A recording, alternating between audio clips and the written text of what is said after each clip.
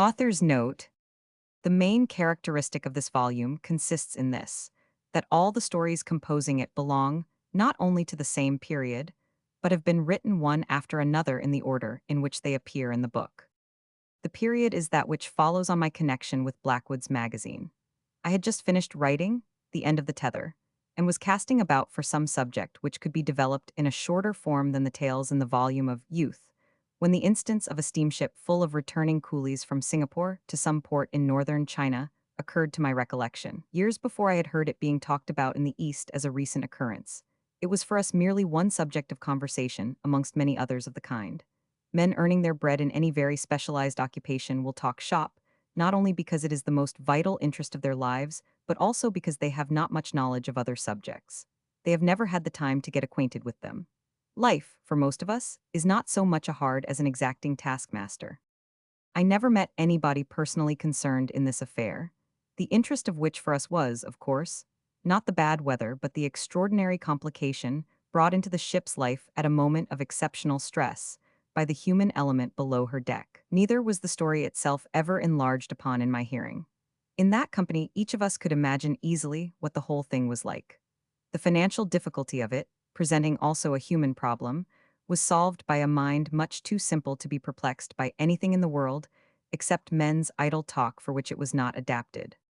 From the first, the mere anecdote, the mere statement, I might say, that such a thing had happened on the high seas, appeared to me a sufficient subject for meditation. Yet it was but a bit of a sea yarn after all.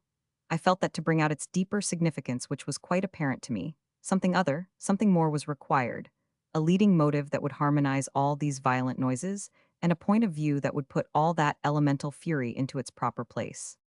What was needed, of course, was Captain MacWhirr. Directly I perceived him, I could see that he was the man for the situation. I don't mean to say that I ever saw Captain MacWhirr in the flesh, or had ever come in contact with his literal mind and his dauntless temperament.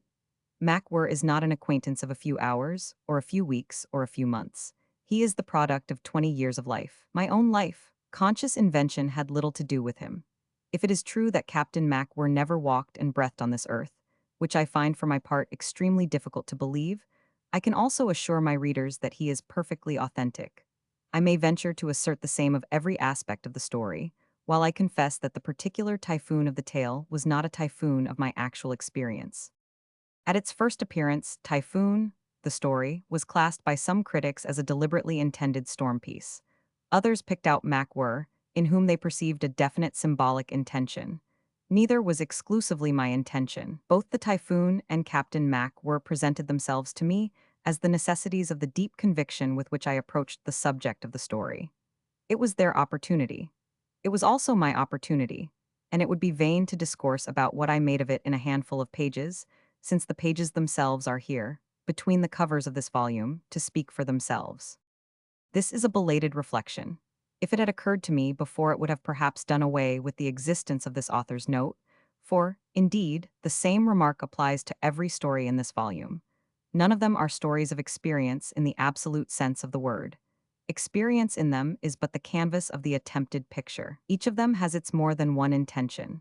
With each, the question is what the writer has done with his opportunity, and each answers the question for itself in words which, if I may say so without undue solemnity, were written with a conscientious regard for the truth of my own sensations. And each of those stories, to mean something, must justify itself in its own way to the conscience of each successive reader. Falk, the second story in the volume, offended the delicacy of one critic at least by certain peculiarities of its subject. But what is the subject of Falk? I personally do not feel so very certain about it. He who reads must find out for himself. My intention in writing Falk was not to shock anybody. As in most of my writings, I insist not on the events, but on their effect upon the persons in the tale. But in everything I have written, there is always one invariable intention, and that is to capture the reader's attention, by securing his interest and enlisting his sympathies for the matter in hand, whatever it may be, within the limits of the visible world and within the boundaries of human emotions. I may safely say that Falk is absolutely true to my experience of certain straightforward characters, combining a perfectly natural ruthlessness with a certain amount of moral delicacy. Falk obeys the law of self-preservation without the slightest misgivings as to his right, but at a crucial turn of that ruthlessly preserved life, he will not condescend to dodge the truth. As he is presented as sensitive enough to be affected permanently by a certain unusual experience, that experience had to be set by me before the reader vividly. But it is not the subject of the tale. If we go by mere facts, then the subject is Falk's attempt to get married, in which the narrator of the tale finds himself unexpectedly involved both on its ruthless and its delicate side. Falk shares with one other of my stories, The Return, in the Tales of Unrest volume, the distinction of never having been serialized. I think the copy was shown to the editor of some magazine who rejected it indignantly on the sole ground that the girl never says anything. This is perfectly true. From first to last, Herman's niece utters no word in the tale. And it is not because she is dumb, but for the simple reason that whenever she happens to come under the observation of the narrator, she has either no occasion or is too profoundly moved to speak. The editor, who obviously had read the story, might have perceived that for himself. Apparently he did not, and I refrained from pointing out the impossibility to him because, since he did not venture to say that the girl did not live, I felt no concern at his indignation. All the other stories were serialized. The Typhoon appeared in the early numbers of the Pall Mall magazine, then under the direction of the late Mr. Halkett. It was on that occasion, too, that I saw for the first time my conceptions rendered by an artist in another medium. Mr. Morris Griefenhagen knew how to combine in his illustrations the effect of his own most distinguished personal vision with an absolute fidelity to the inspiration of the writer. Amy Foster was published in the Illustrated London News with a fine drawing of Amy on her day out giving tea to the children at her home, in a hat with a big feather. Tomorrow appeared first in the Pall Mall magazine. Of that story, I will only say that it struck many people by its adaptability to the stage, and that I was induced to dramatize it under the title of One Day More. Up to the present, my only effort in that direction. I may also add that each of the four stories on their appearance in book form was picked out on various grounds as the best of the lot by different critics, who reviewed the volume with a warmth of appreciation and understanding, a sympathetic insight, and a friendliness of expression for which I cannot be sufficiently grateful. J100 Typhoon. And I, Captain MacWhirr of the steamer Nanshan, had a physiognomy that, in the order of material appearances, was the exact counterpart of his mind. It presented no marked characteristics of firmness or stupidity. It had no pronounced characteristics whatever. It was simply ordinary, irresponsive, and unruffled. The only thing his aspect might have been said to suggest, at times, was bashfulness, because he would sit in business offices ashore, sunburnt and smiling faintly with downcast eyes. When he raised them, they were perceived to be direct in their glance and of blue color. His hair was fair and extremely fine, clasping from temple to temple the bald dome of his skull in a clamp as of fluffy silk. The hair of his face, on the contrary, carroty and flaming, resembled a growth of copper wire clipped short to the line of the lip, while no matter how close he shaved, fiery metallic gleams passed when he moved his head over the surface of his cheeks. He was rather below the medium height, a bit round-shouldered, and so sturdy of limb that his clothes always looked a shade too tight for his arms and legs. As if unable to grasp what is due to the difference of latitudes, he wore a brown bowler hat, a complete suit of a brownish hue, and clumsy black boots. These harbor togs gave to his thick figure an air of stiff and uncouth smartness. A thin silver watch chain looped his waistcoat, and he never left his ship for the shore without clutching in his powerful, hairy fist an elegant umbrella of the very best quality, but generally unrolled. Young Jukes, the chief mate, attending his commander to the gangway, would sometimes venture to say, with the greatest gentleness, "Allow me, sir," and possessing himself of the umbrella deferentially, would elevate the ferrule, shake the folds, twirl a neat furl in a jiffy, and hand it back, going through the performance with a face of such portentous gravity that Mr. Solomon Rout, the chief engineer, smoking his morning cigar over the skylight, would turn away his head in order to hide a smile. "Oh, I, the blessed gamp. Thank ye, Jukes, thank ye," would mutter Captain MacWhirr heartily without looking up. Having just enough imagination to carry him through each successive day, and no more, he was tranquilly sure of himself. And from the very same cause, he was not in the least conceited. It is your imaginative superior who is touchy, overbearing, and difficult to please. But every ship Captain MacWhirr commanded was the floating abode of harmony and peace. It was, in truth, as impossible for him to take a flight of fancy as it would be for a watchmaker to put together a chronometer with nothing except a 2-pound hammer and a whipsaw in the way of tools. Yet the uninteresting lives of men, so entirely given to the actuality of the bare existence, have their mysterious side. It was impossible in Captain MacWhirr's case. For instance, to understand what under heaven could have induced that perfectly satisfactory son of a petty grocer in Belfast to run away to sea. And yet he had done that very thing at the age of 15.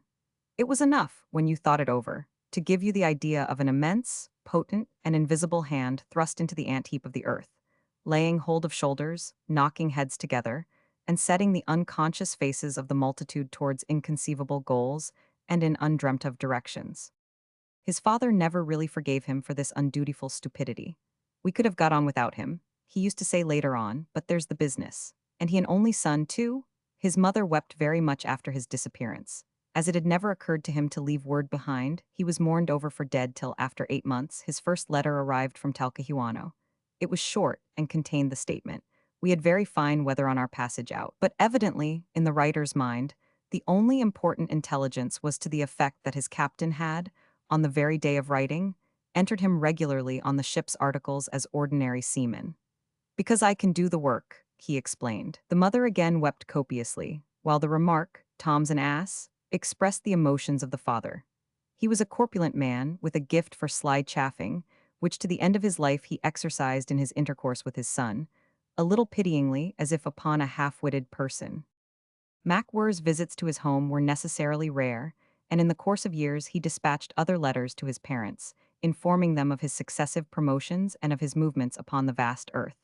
In these missives could be found sentences like this: "The heat here is very great," or "On Christmas Day at 4 p. 1000, we fell in with some icebergs." The old people ultimately became acquainted with a good many names of ships, and with the names of the skippers who commanded them, with the names of Scots and English shipowners, with the names of seas, oceans, straits, promontories, with outlandish names of lumber ports, of rice ports, of cotton ports, with the names of islands, with the name of their son's young woman.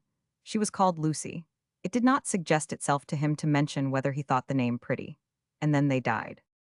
The great day of MacWhirr's marriage came in due course, following shortly upon the great day when he got his first command.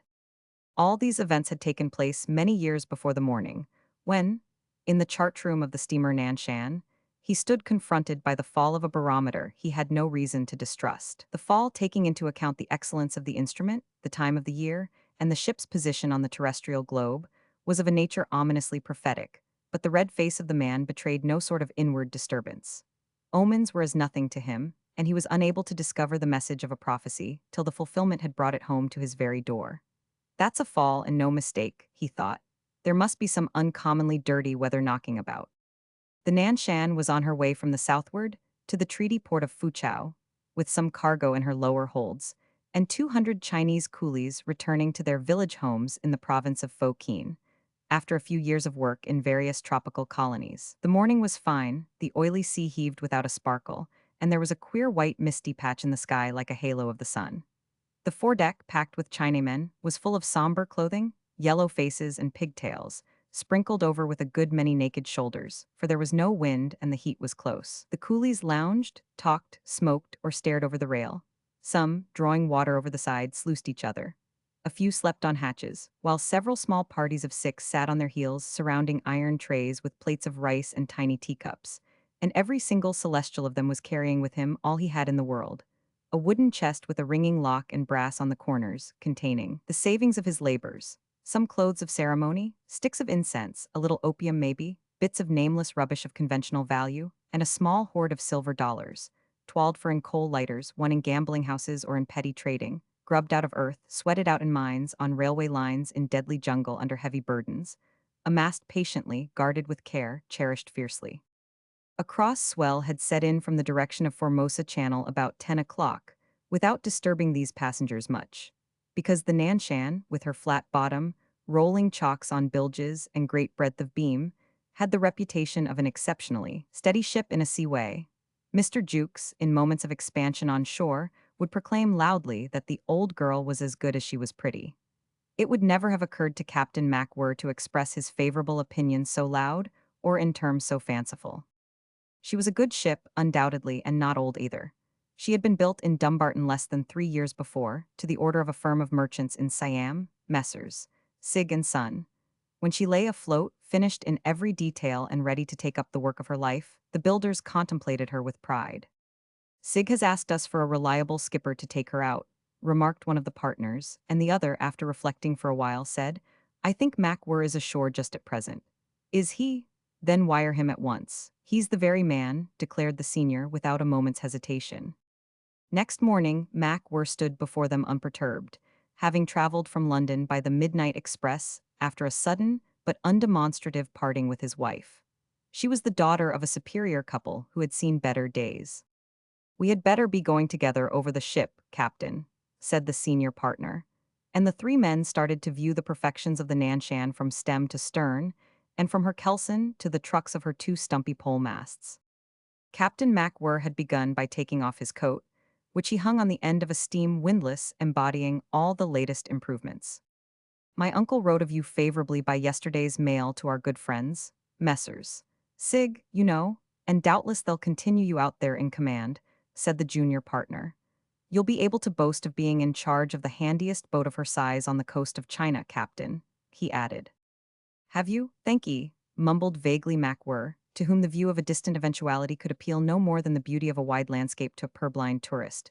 And his eyes happening at the moment to be at rest upon the lock of the cabin door, he walked up to it, full of purpose, and began to rattle the handle vigorously, while he observed in his low, earnest voice, You can't trust the workmen nowadays. A brand new lock and it won't act at all. Stuck fast, see. As soon as they found themselves alone in their office across the yard, You praised that fellow up to Sig. What is it you see in him? Asked the nephew, with faint contempt. I admit he has nothing of your fancy skipper about him, if that's what you mean, said the elder man, curtly. Is the foreman of the joiners on the Nanshan outside? Come in, Bates. How is it that you let Tate's people put us off with a defective lock on the cabin door? The captain could see directly he set eye on it. Have it replaced at once. The little straws, Bates, the little straws.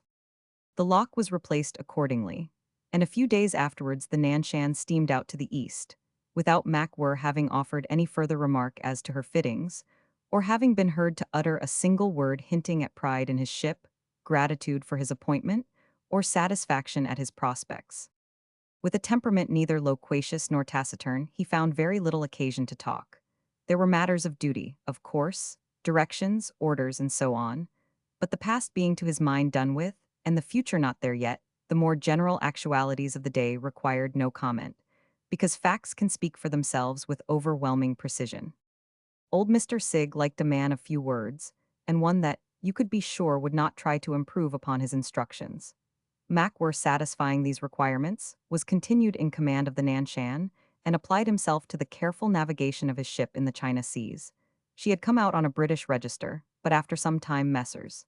Sig judged it expedient to transfer her to the Siamese flag.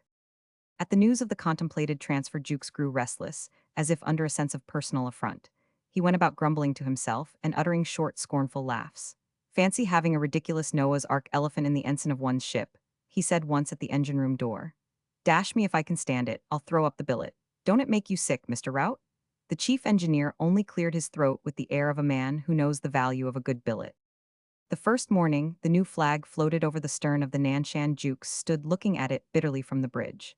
He struggled with his feelings for a while, and then remarked, Queer flag for a man to sail under, sir. What's the matter with the flag?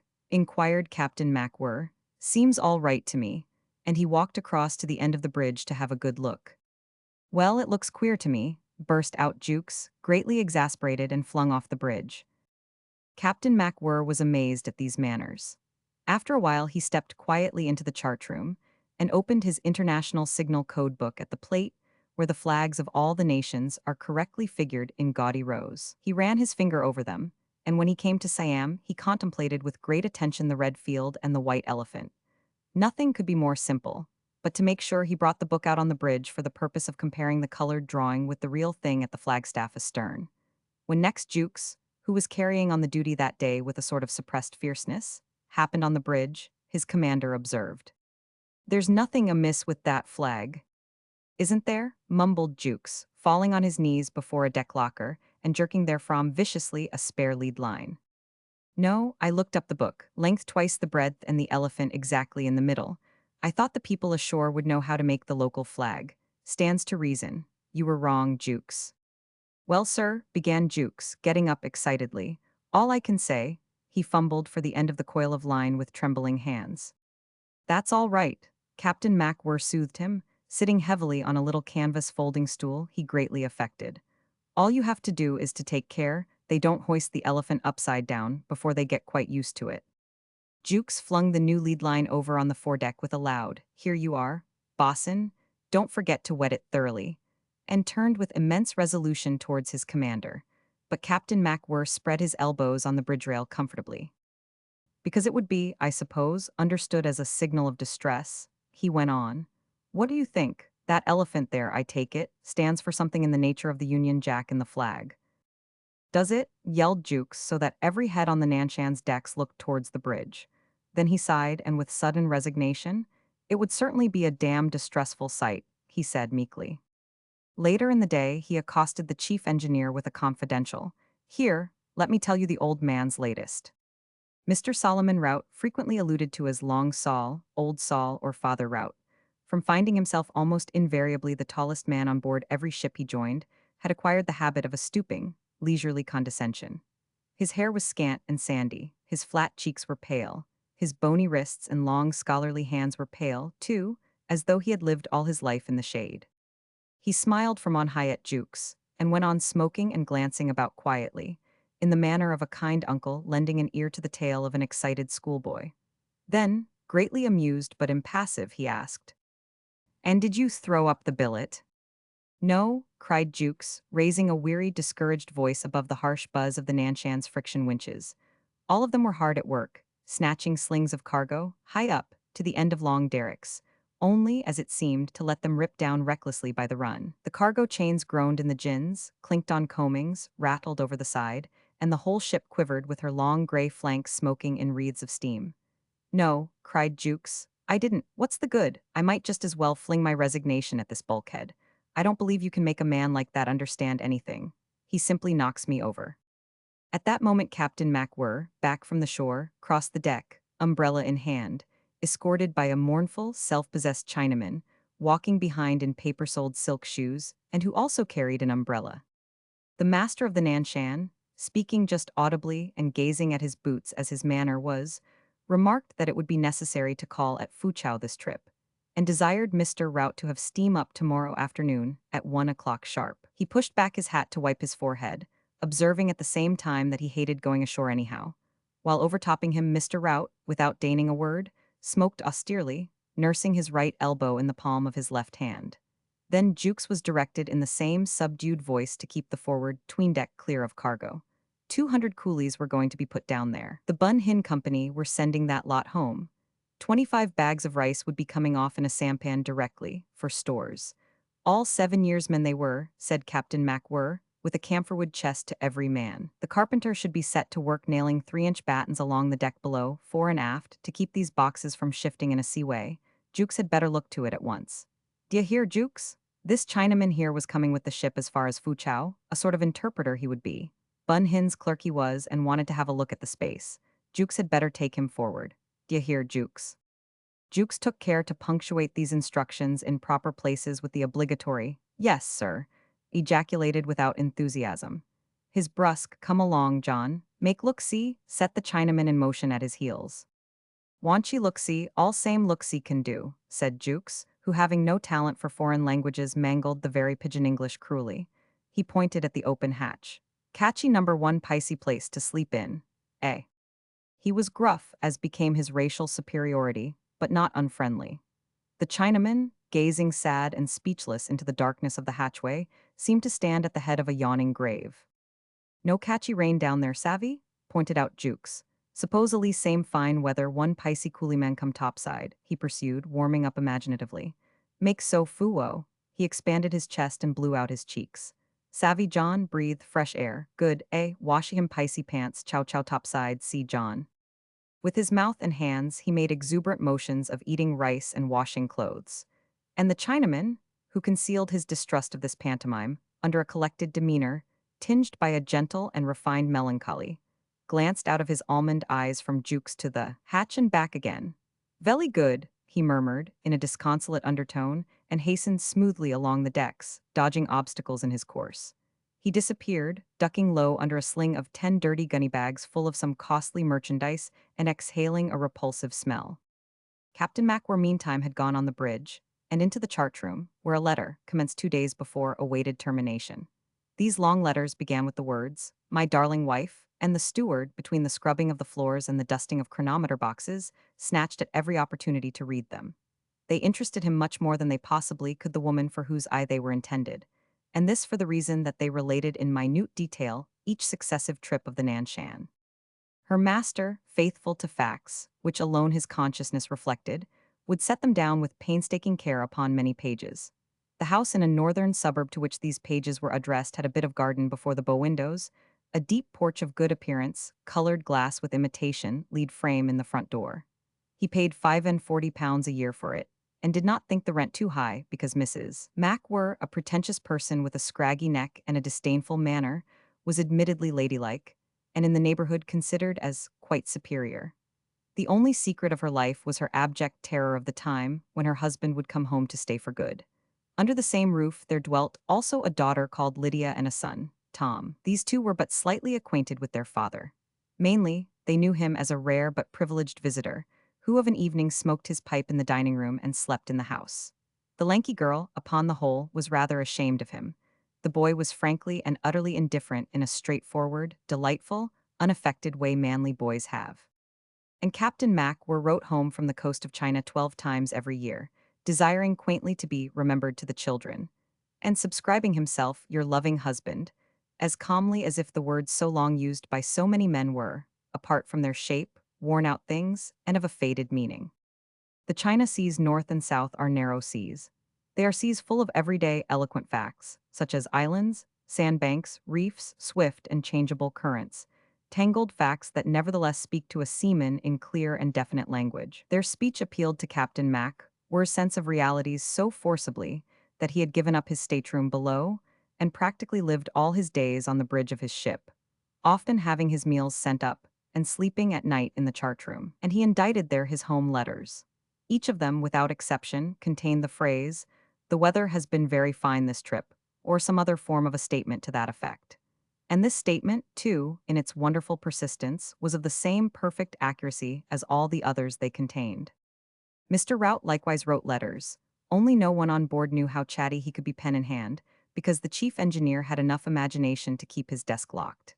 His wife relished his style greatly.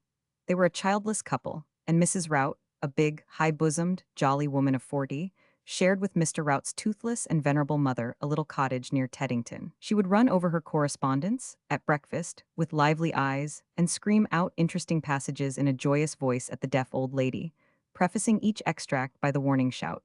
Solomon says, she had the trick of firing off Solomon's utterances also upon strangers, astonishing them easily by the unfamiliar text and the unexpectedly jocular vein of these quotations.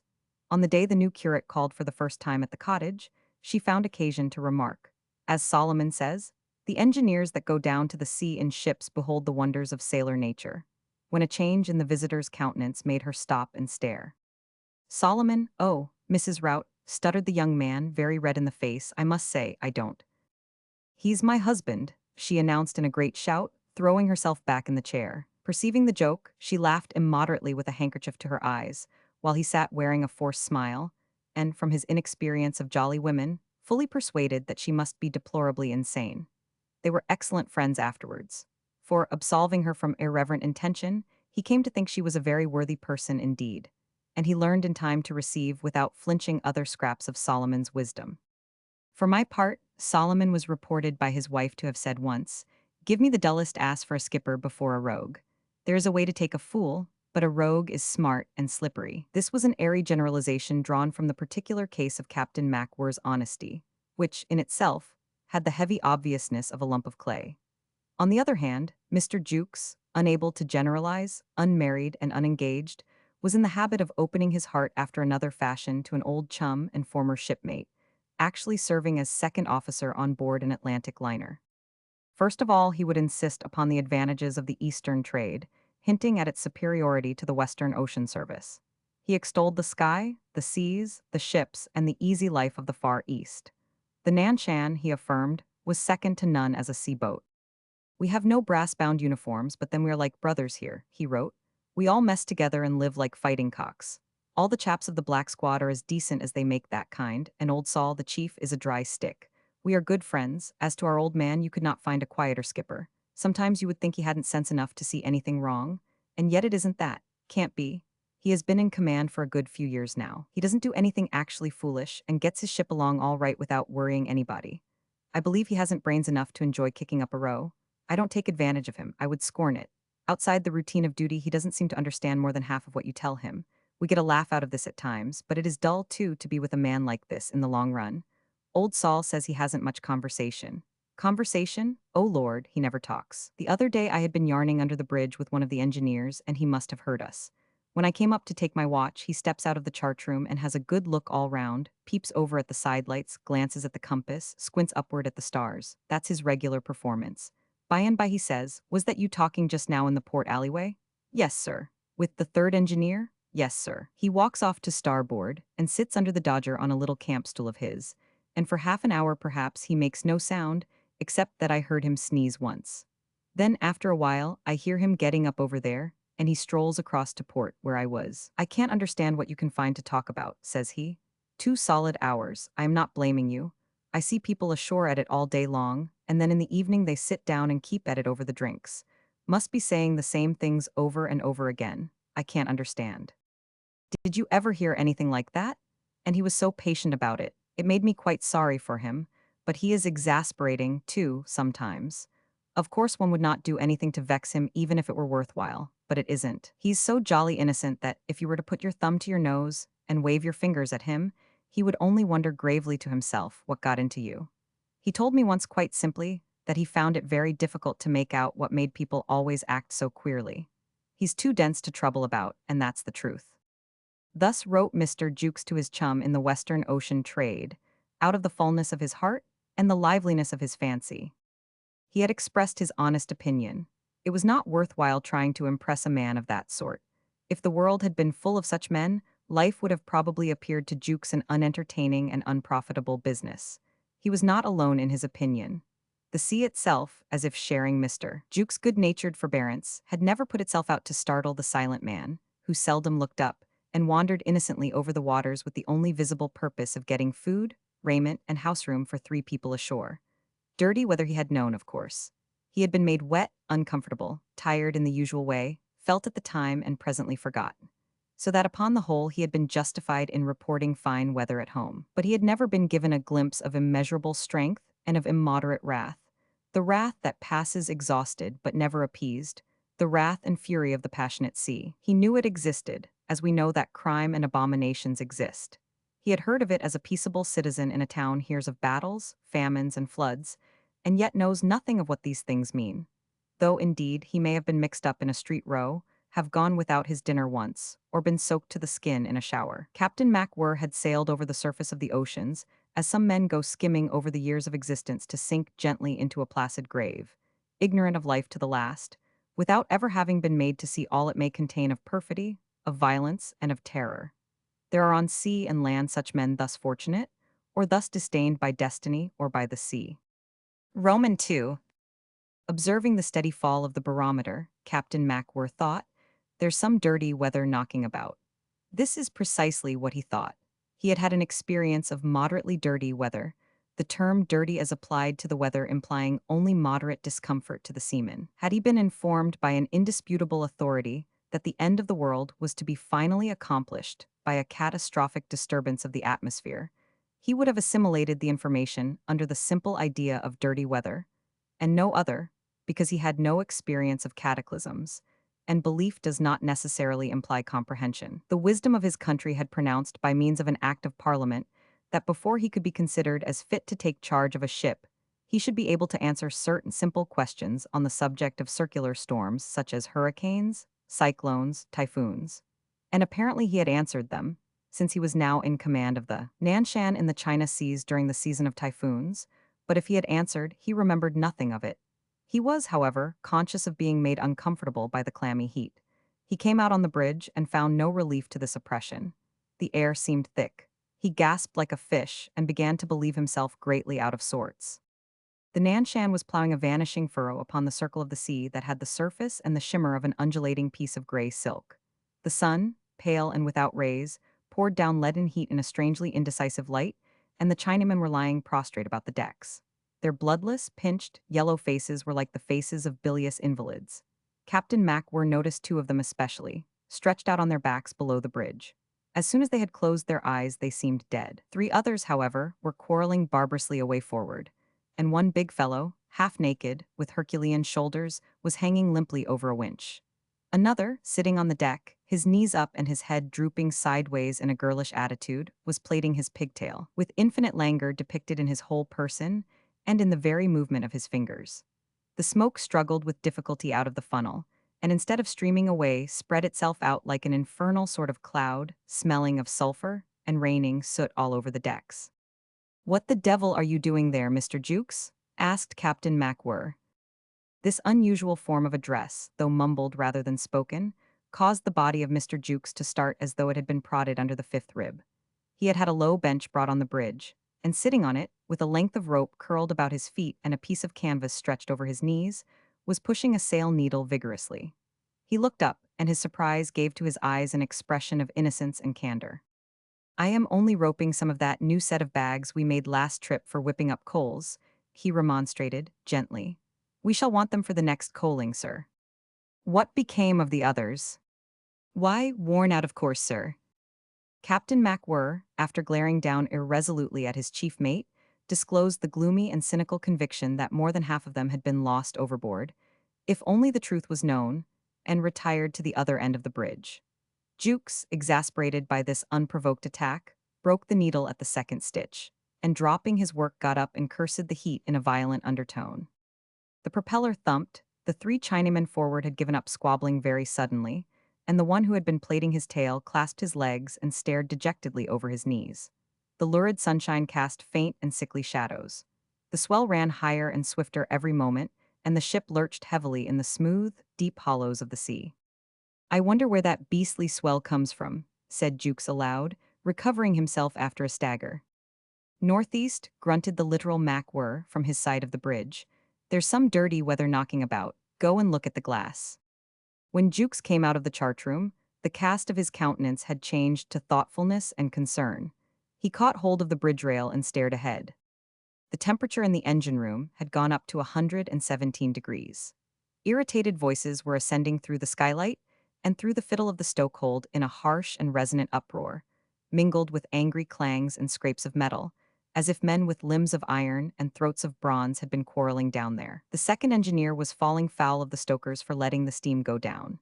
He was a man with arms like a blacksmith, and generally feared, but that afternoon the stokers were answering him back recklessly, and slammed the furnace doors with the fury of despair.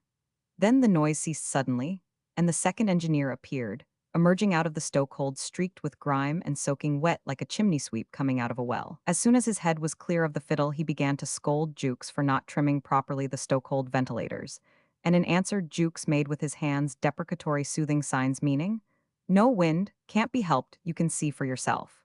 But the other wouldn't hear reason.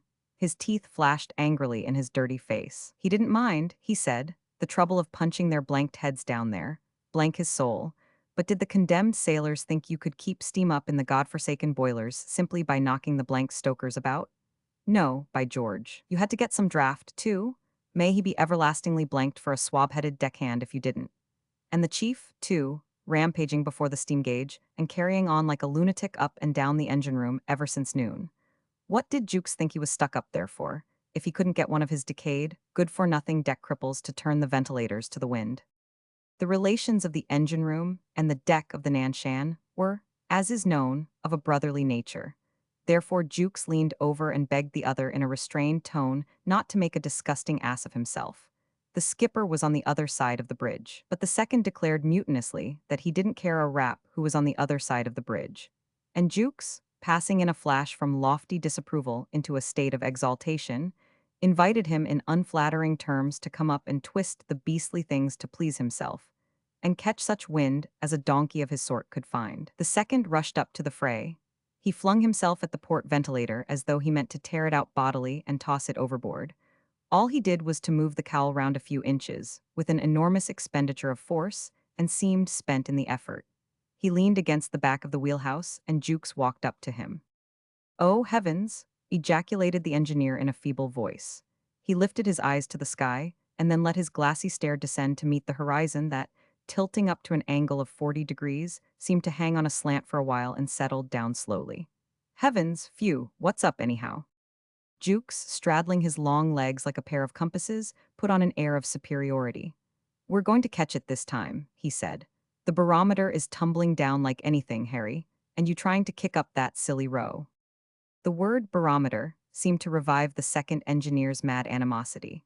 Collecting afresh all his energies, he directed Jukes in a low and brutal tone to shove the unmentionable instrument down his gory throat. Who cared for his crimson barometer? It was the steam that was going down, and what between the fireman going faint and the chief going silly, it was worse than a dog's life for him.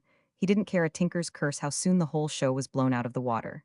He seemed on the point of having a cry, but after regaining his breath he muttered darkly, "I'll faint them," and dashed off.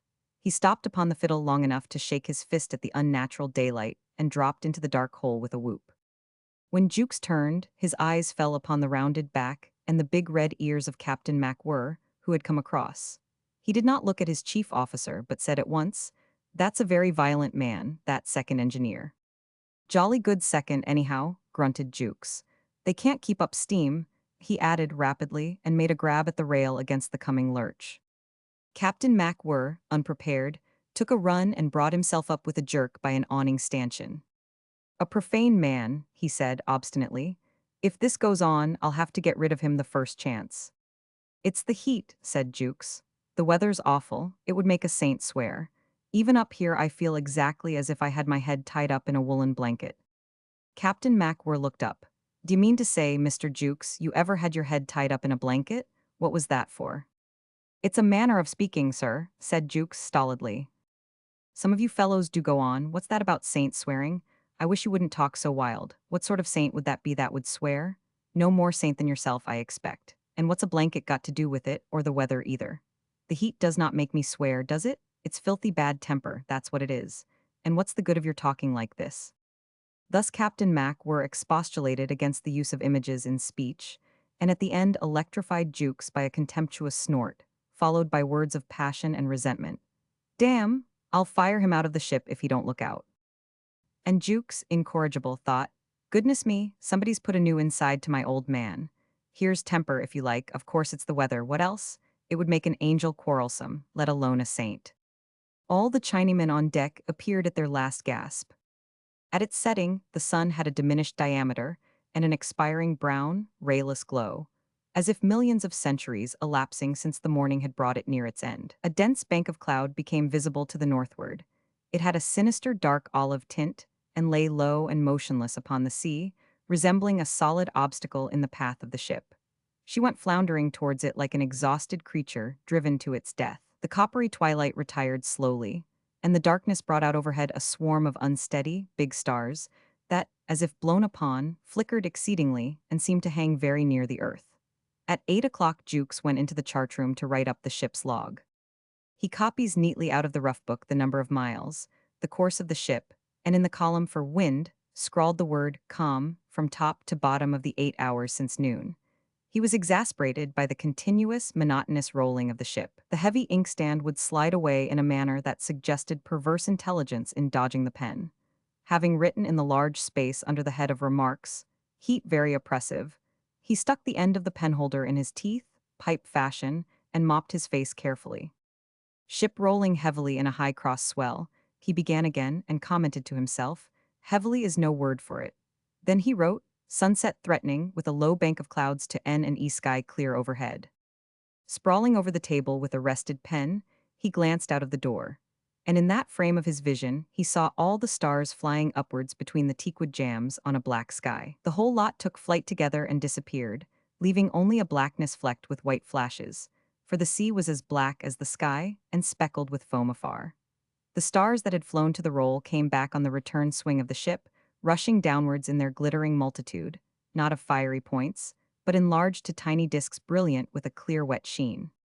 Jukes watched the flying big stars for a moment and then wrote, 8p 1000, swell increasing, ship laboring and taking water on her decks, battened down the coolies for the night, barometer still falling. He paused and thought to himself, perhaps nothing whatever'll come of it. and then he closed resolutely his entries, every appearance of a typhoon coming on.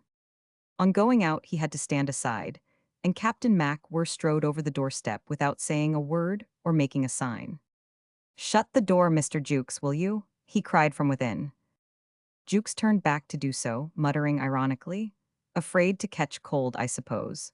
It was his watch below, but he yearned for communion with his kind, and he remarked cheerily to the second mate, "Doesn't look so bad after all, does it?" The second mate was marching to and fro on the bridge, tripping down with small steps one moment, and the next climbing with difficulty the shifting slope of the deck. At the sound of Jukes' voice, he stood still, facing forward, but made no reply. "Hallo, that's a heavy one," said Jukes, swaying to meet the long roll till his lowered hand touched the planks. This time the second mate made in his throat a noise of an unfriendly nature.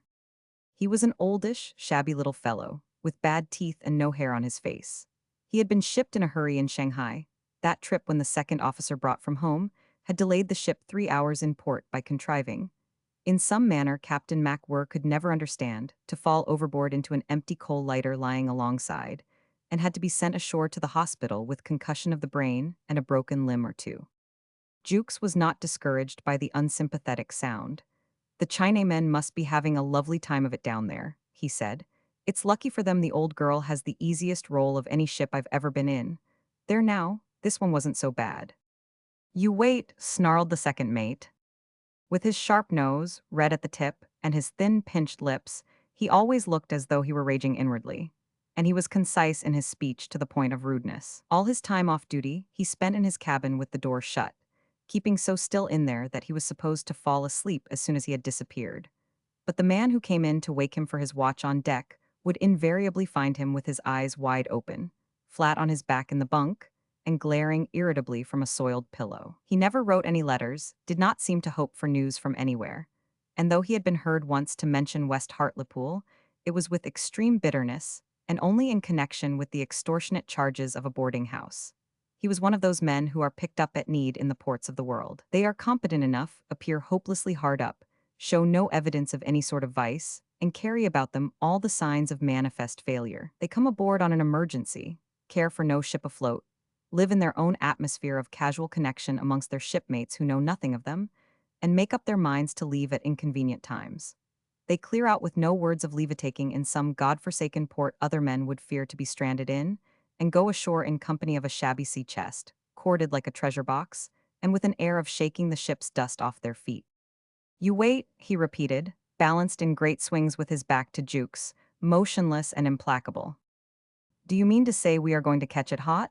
asked Jukes with boyish interest.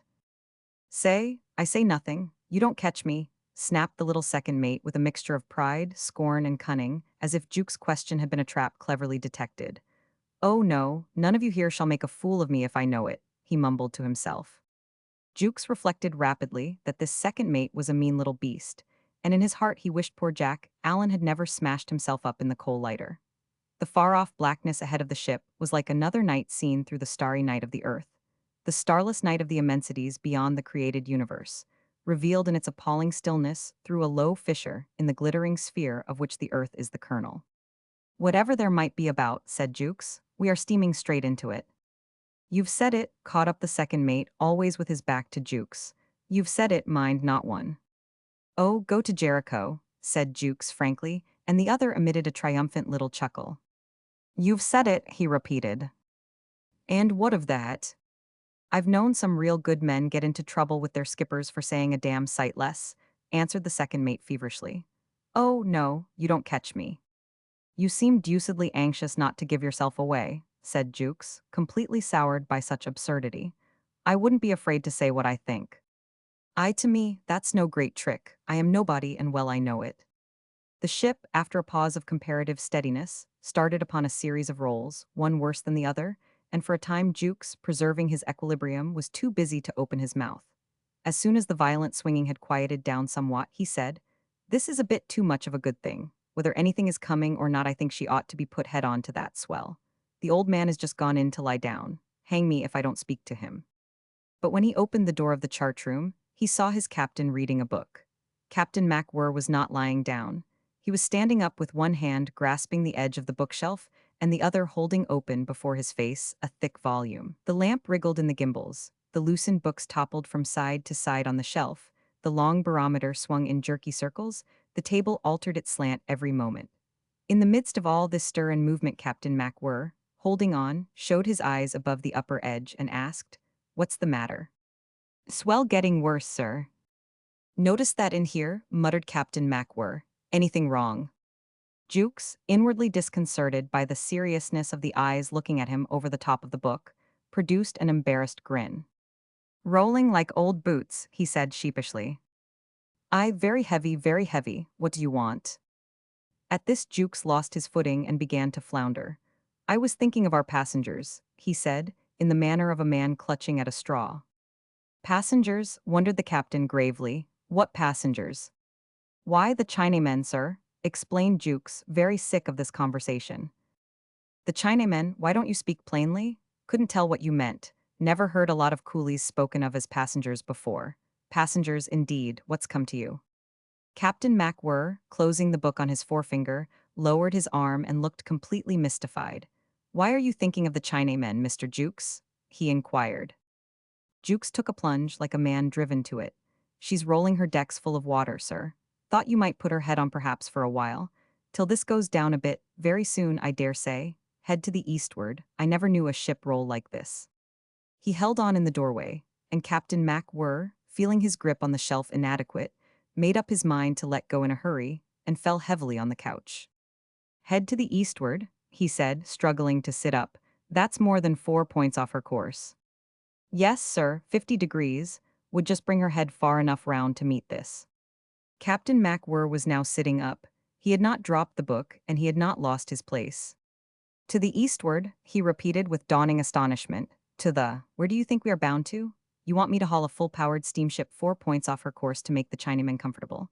Now, I've heard more than enough of mad things done in the world, but this. If I didn't know you, Jukes, I would think you were in liquor. Steer 4 points off. And what afterwards? Steer 4 points over the other way, I suppose, to make the course good.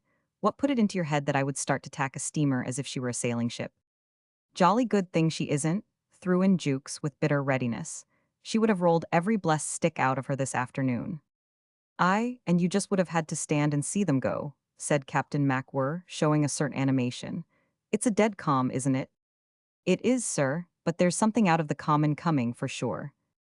"Maybe, I suppose you have a notion I should be getting out of the way of that dirt," said Captain MacWhirr, speaking with the utmost simplicity of manner and tone, and fixing the oilcloth on the floor with a heavy stare.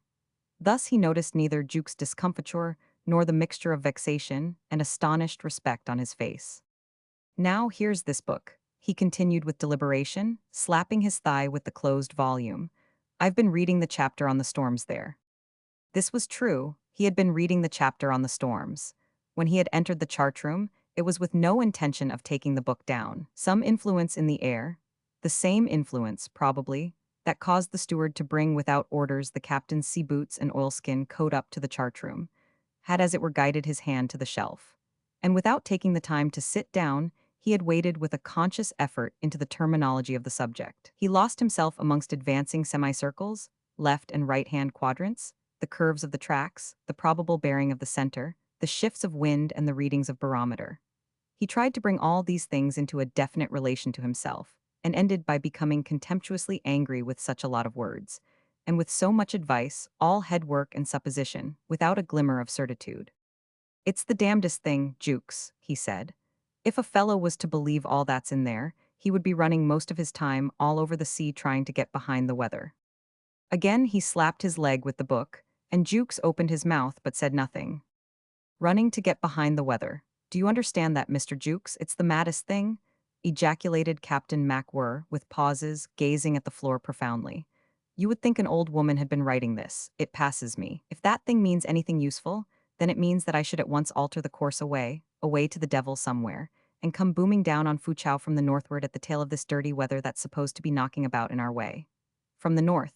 Do you understand, Mr. Jukes? 300 extra miles to the distance, and a pretty coal bill to show. I couldn't bring myself to do that if every word in there was gospel truth, Mr. Jukes. Don't you expect me?" And Jukes, silent, marveled at this display of feeling and loquacity. "But the truth is that you don't know if the fellow is right anyhow. How can you tell what a gale is made of till you get it? He isn't aboard here, is he?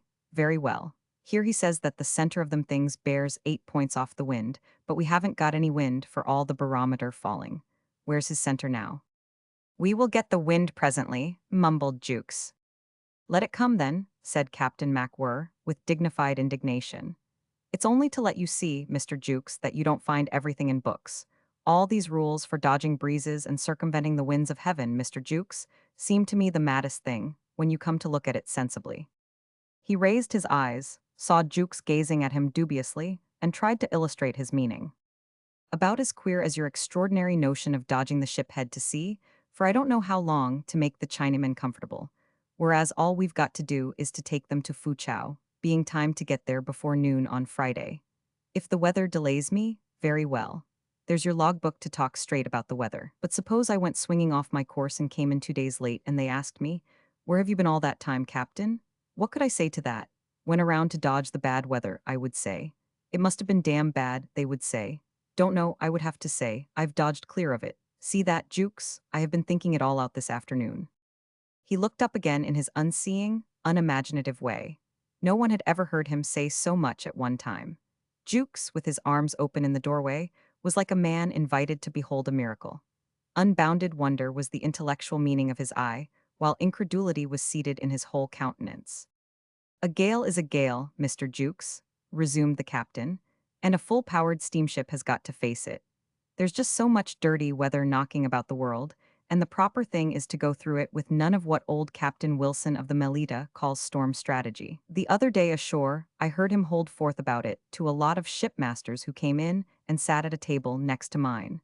It seemed to me the greatest nonsense. He was telling them how he outmaneuvered, I think he said, a terrific gale, so that it never came nearer than 50 miles to him. A neat piece of headwork, he called it.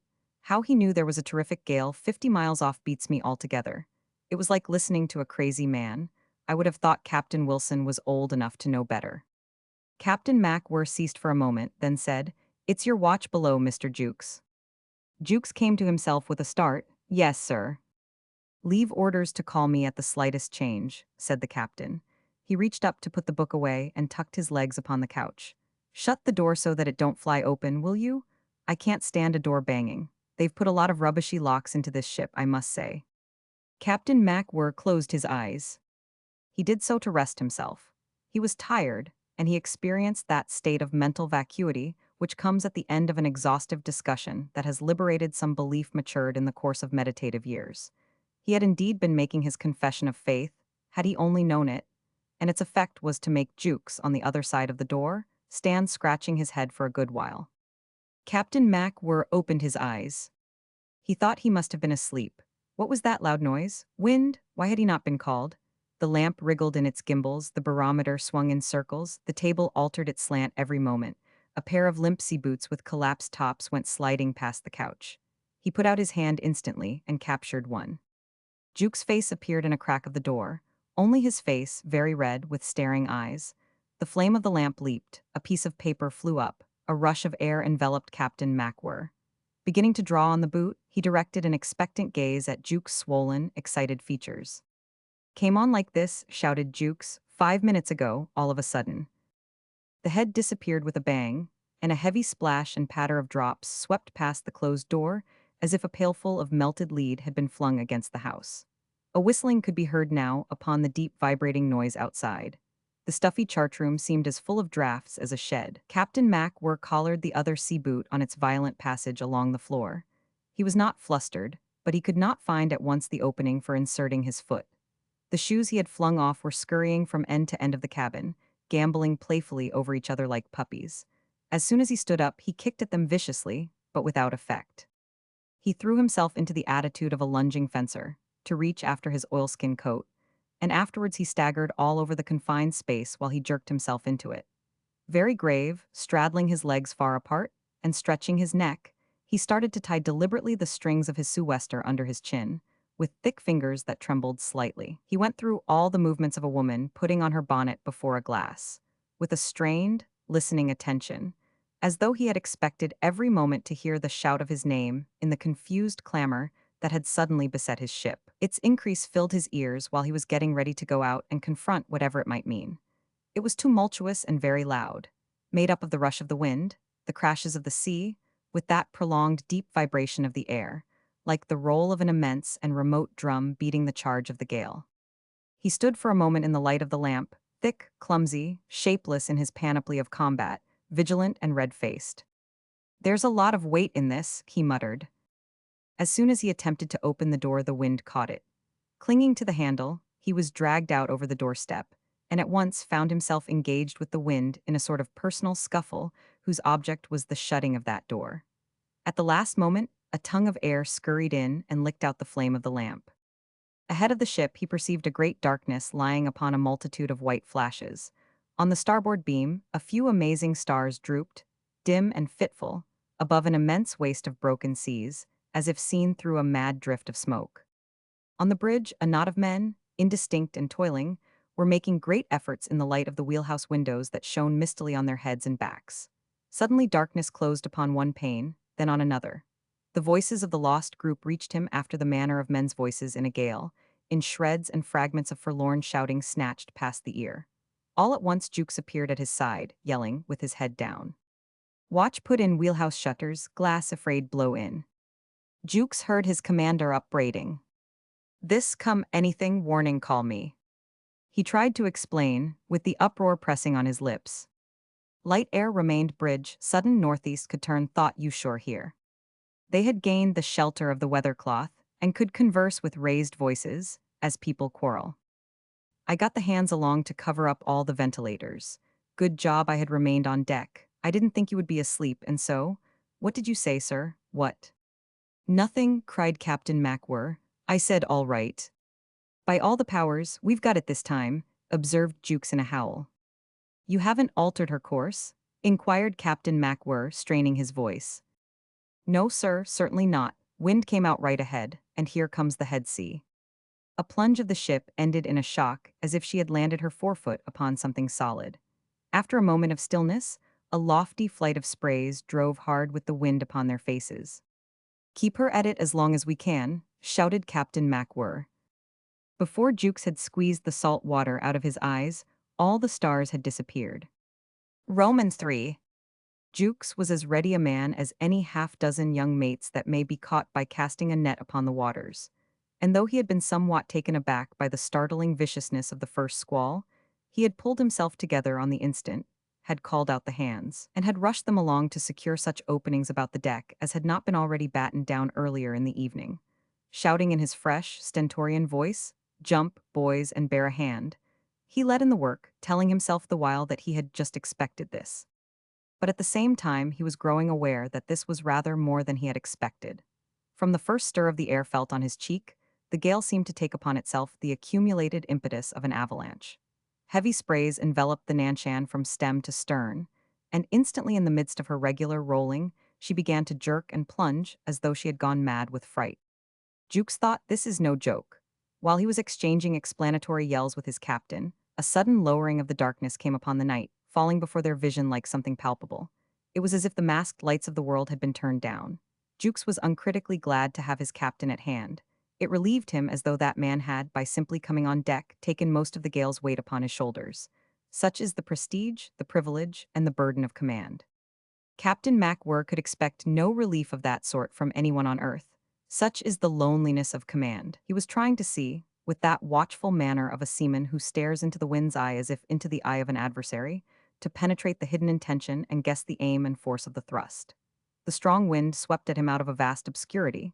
He felt under his feet the uneasiness of his ship, and he could not even discern the shadow of her shape. He wished it were not so, and very still he waited, feeling stricken by a blind man's helplessness. To be silent was natural to him, dark or shine. Jukes, at his elbow, made himself heard yelling cheerily in the gusts, "We must have got the worst of it at once, sir." A faint burst of lightning quivered all round, as if flashed into a cavern, into a black and secret chamber of the sea, with a floor of foaming crests.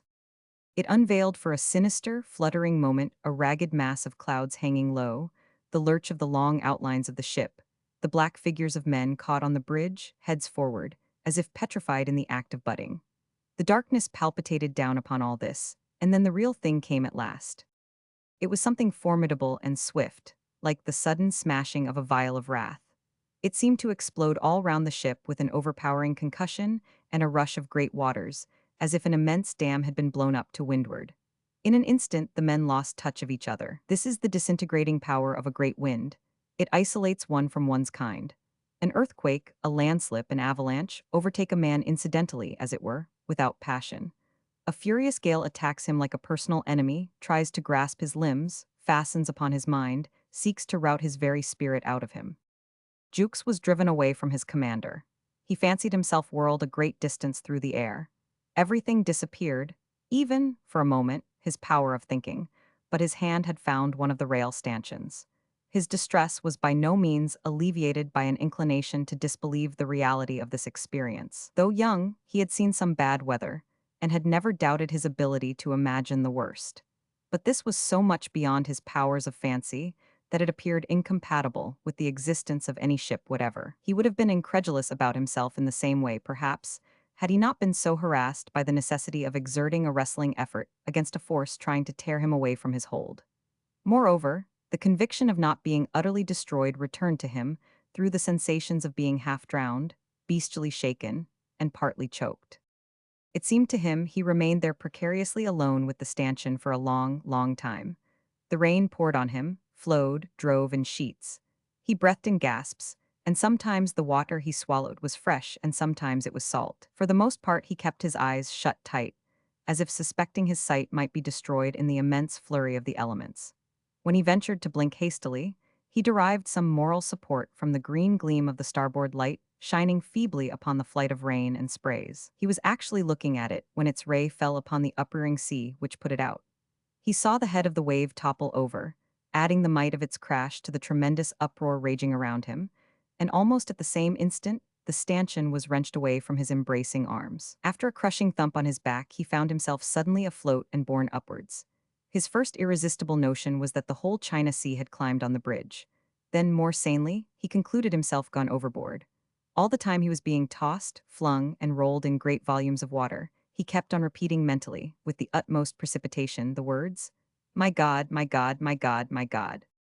All at once, in a revolt of misery and despair, he formed the crazy resolution to get out of that, and he began to thresh about with his arms and legs. But as soon as he commenced his wretched struggles, he discovered that he had become somehow mixed up with a face, an oilskin coat, somebody's boots. He clawed ferociously all these things in turn, lost them, found them again, lost them once more, and finally was himself caught in the firm clasp of a pair of stout arms. He returned the embrace closely round a thick, solid body. He had found his captain.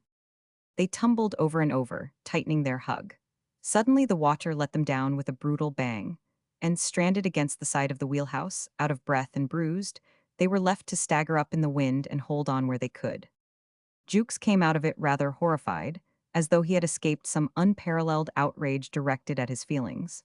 It weakened his faith in himself. He started shouting aimlessly to the man he could feel near him in that fiendish blackness, "Is it you, sir? Is it you, sir?"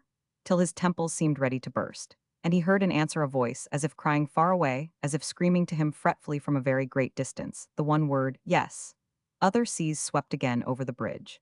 He received them defenselessly right over his bare head, with both his hands engaged in holding. The motion of the ship was extravagant. Her lurches had an appalling helplessness. She pitched as if taking a header into a void, and seemed to find a wall to hit every time. When she rolled, she fell on her side headlong, and she would be righted back by such a demolishing blow that Jukes felt her reeling as a clubbed man reels before he collapses. The gale howled and scuffled about gigantically in the darkness, as though the entire world were one black gully. At certain moments the air streamed against the ship, as if sucked through a tunnel with a concentrated solid force of impact that seemed to lift her clean out of the water and keep her up for an instant with only a quiver running through her from end to end. And then she would begin her tumbling again, as if dropped back into a boiling cauldron. Jukes tried hard to compose his mind and judge things coolly.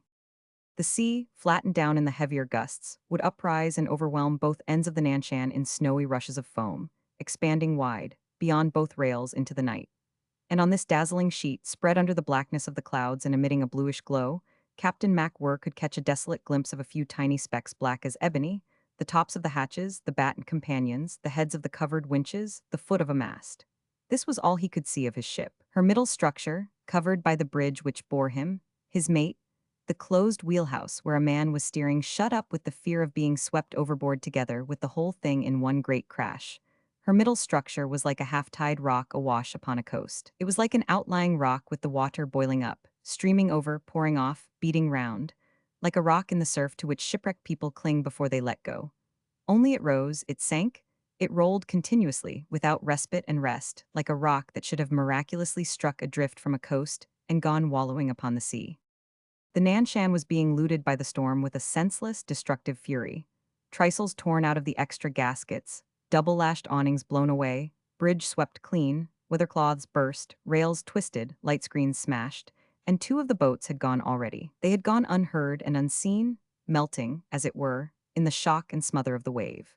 It was only later, when upon the white flash of another high sea hurling itself amidships, Jukes had a vision of two pairs of davits leaping black and empty out of the solid blackness, with one overhauled fall flying and an iron-bound block capering in the air, that he became aware of what had happened within about 3 yards of his back.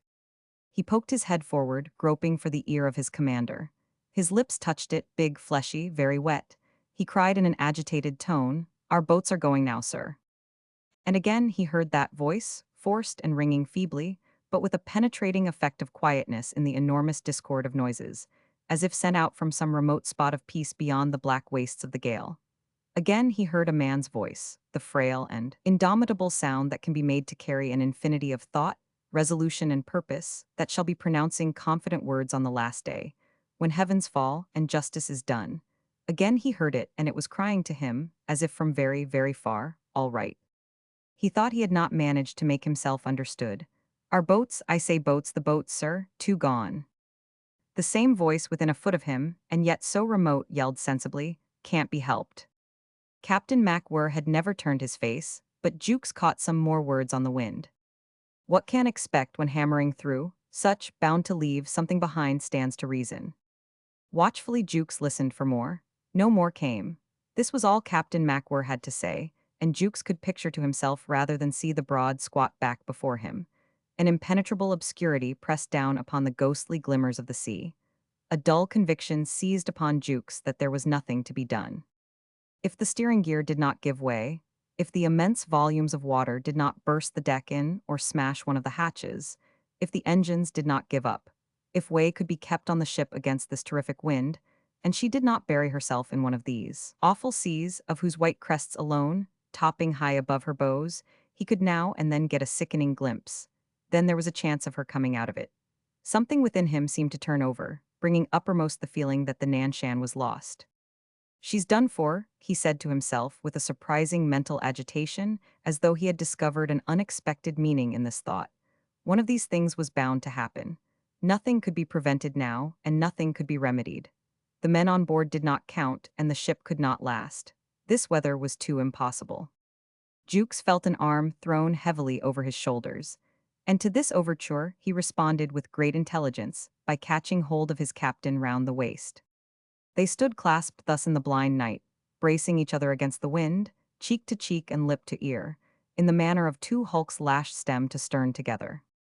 And Jukes heard the voice of his commander hardly any louder than before, but nearer, as though, starting to march athwart the prodigious rush of the hurricane, it had approached him, bearing that strange effect of quietness like the serene glow of a halo. "Do you know where the hands got to?" it asked, vigorous and evanescent at the same time, overcoming the strength of the wind, and swept away from Jukes instantly. Jukes didn't know. They were all on the bridge when the real force of the hurricane struck the ship. He had no idea where they had crawled to. Under the circumstances, they were nowhere, for all the use that could be made of them. Somehow the captains wished to know distressed Jukes. "Want the hands, sir?" he cried apprehensively. "Ought to know," asserted Captain MacWhirr. "Hold hard." They held hard. An outburst of unchained fury, a vicious rush of the wind absolutely steadied the ship. She rocked only, quick and light like a child's cradle, for a terrific moment of suspense, while the whole atmosphere, as it seemed, streamed furiously past her, roaring away from the tenebrous earth.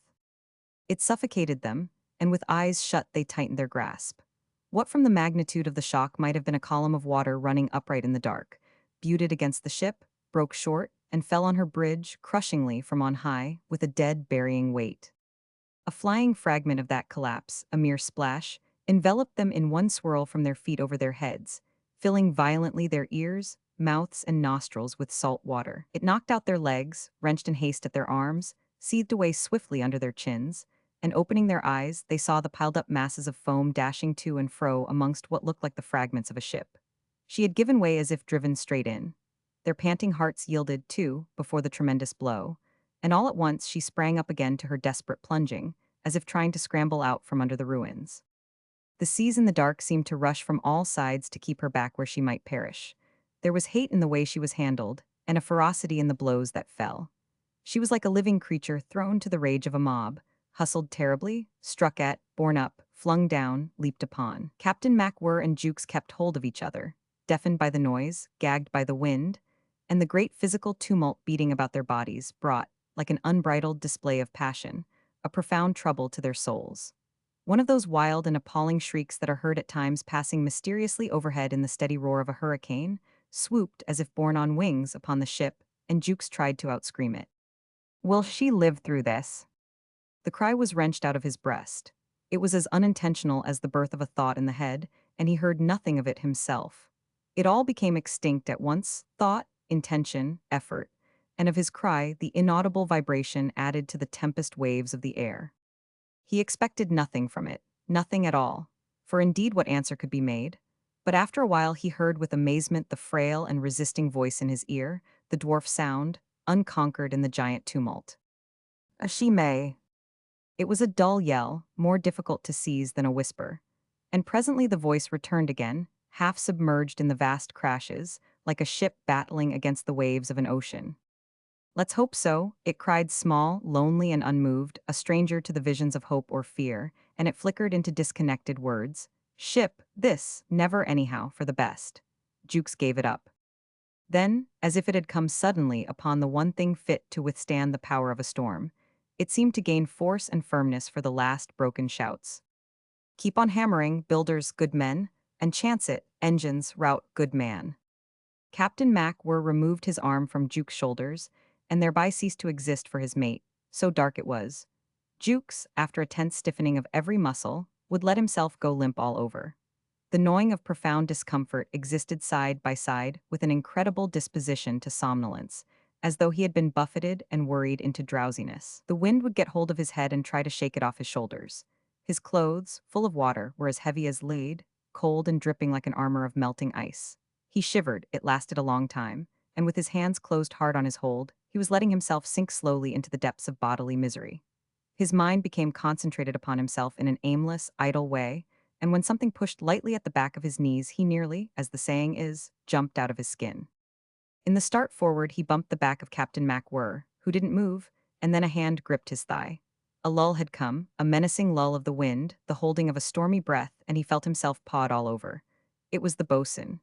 Jukes recognized these hands, so thick and enormous that they seemed to belong to some new species of man.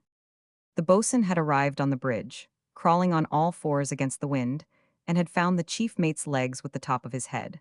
Immediately he crouched and began to explore Jukes' person upwards with prudent, apologetic touches, as became an inferior. He was an ill-favored, undersized, gruff sailor of 50, coarsely hairy, short-legged, long-armed, resembling an elderly ape. His strength was immense, and in his great lumpy paws, bulging like brown boxing gloves on the end of furry forearms, the heaviest objects were handled like playthings. Apart from the grizzled pelt on his chest, the menacing demeanor, and the hoarse voice, he had none of the classical attributes of his rating. His good nature almost amounted to imbecility. The men did what they liked with him, and he had not an ounce of initiative in his character, which was easygoing and talkative. For these reasons Jukes disliked him, but Captain MacWhirr, to Jukes' scornful disgust, seemed to regard him as a first-rate petty officer. He pulled himself up by Jukes' coat, taking that liberty with the greatest moderation, and only so far as it was forced upon him by the hurricane. "What is it, boss'n, what is it?" yelled Jukes impatiently. What could that fraud of a boss'n want on the bridge? The Typhoon had got on Jukes' nerves. The husky bellowings of the other, though unintelligible, seemed to suggest a state of lively satisfaction. There could be no mistake. The old fool was pleased with something. The boatswain's other hand had found some other body, for in a changed tone he began to inquire, "Is it you, sir? Is it you, sir?" The wind strangled his howls. "Yes," cried Captain MacWhirr. Roman 4. All that the boatswain, out of a superabundance of yells, could make clear to Captain MacWhirr was the bizarre intelligence that all them Chinamen in the fore 'tween deck have fetched away, sir. Jukes to leeward could hear these two shouting within 6 inches of his face, as you may hear on a still night half a mile away two men conversing across a field. He heard Captain MacWhirr's exasperated what, and the strained pitch of the other's hoarseness. In a lump, seen them myself. Awful sight, sir. Thought, tell you. Jukes remained indifferent, as if rendered irresponsible by the force of the hurricane, which made the very thought of action utterly vain. Besides, being very young, he had found the occupation of keeping his heart completely steeled against the worst so engrossing that he had come to feel an overpowering dislike towards any other form of activity whatever. He was not scared. He knew this because, firmly believing he would never see another sunrise, he remained calm in that belief. These are the moments of do-nothing heroics to which even good men surrender at times. Many officers of ships can no doubt recall a case in their experience when just such a trance of confounded stoicism would come all at once over a whole ship's company. Jukes, however, had no wide experience of men or storms. He conceived himself to be calm, inexorably calm, but as a matter of fact he was daunted, not abjectly, but only so far as a decent man may, without becoming loathsome to himself. It was rather like a forced-on numbness of spirit. The long, long stress of a gale does it, the suspense of the interminably culminating catastrophe, and there is a bodily fatigue in the mere holding on to existence within the excessive tumult, a searching and insidious fatigue that penetrates deep into a man's breast to cast down and sadden his heart, which is incorrigible, and of all the gifts of the earth, even before life itself, aspires to peace. Jukes was benumbed much more than he supposed. He held on, very wet, very cold, stiff in every limb, and in a momentary hallucination of swift visions, it is said that a drowning man thus reviews all his life. He beheld all sorts of memories altogether unconnected with his present situation. He remembered his father, for instance, a worthy businessman, who at an unfortunate crisis in his affairs went quietly to bed and died forthwith in a state of resignation. Jukes did not recall these circumstances, of course, but remaining otherwise unconcerned, he seemed to see distinctly the poor man's face. A certain game of nap played when quite a boy in Table Bay on board a ship, since lost with all hands, the thick eyebrows of his first skipper, and without any emotion, as he might years ago have walked listlessly into her room and found her sitting there with a book. He remembered his mother, dead, too, now, the resolute woman, left badly off, who had been very firm in his bringing up. It could not have lasted more than a second, perhaps not so much. A heavy arm had fallen about his shoulders. Captain MacWhirr's voice was speaking his name into his ear. Jukes, a Jukes. He detected the tone of deep concern. The wind had thrown its weight on the ship, trying to pin her down amongst the seas.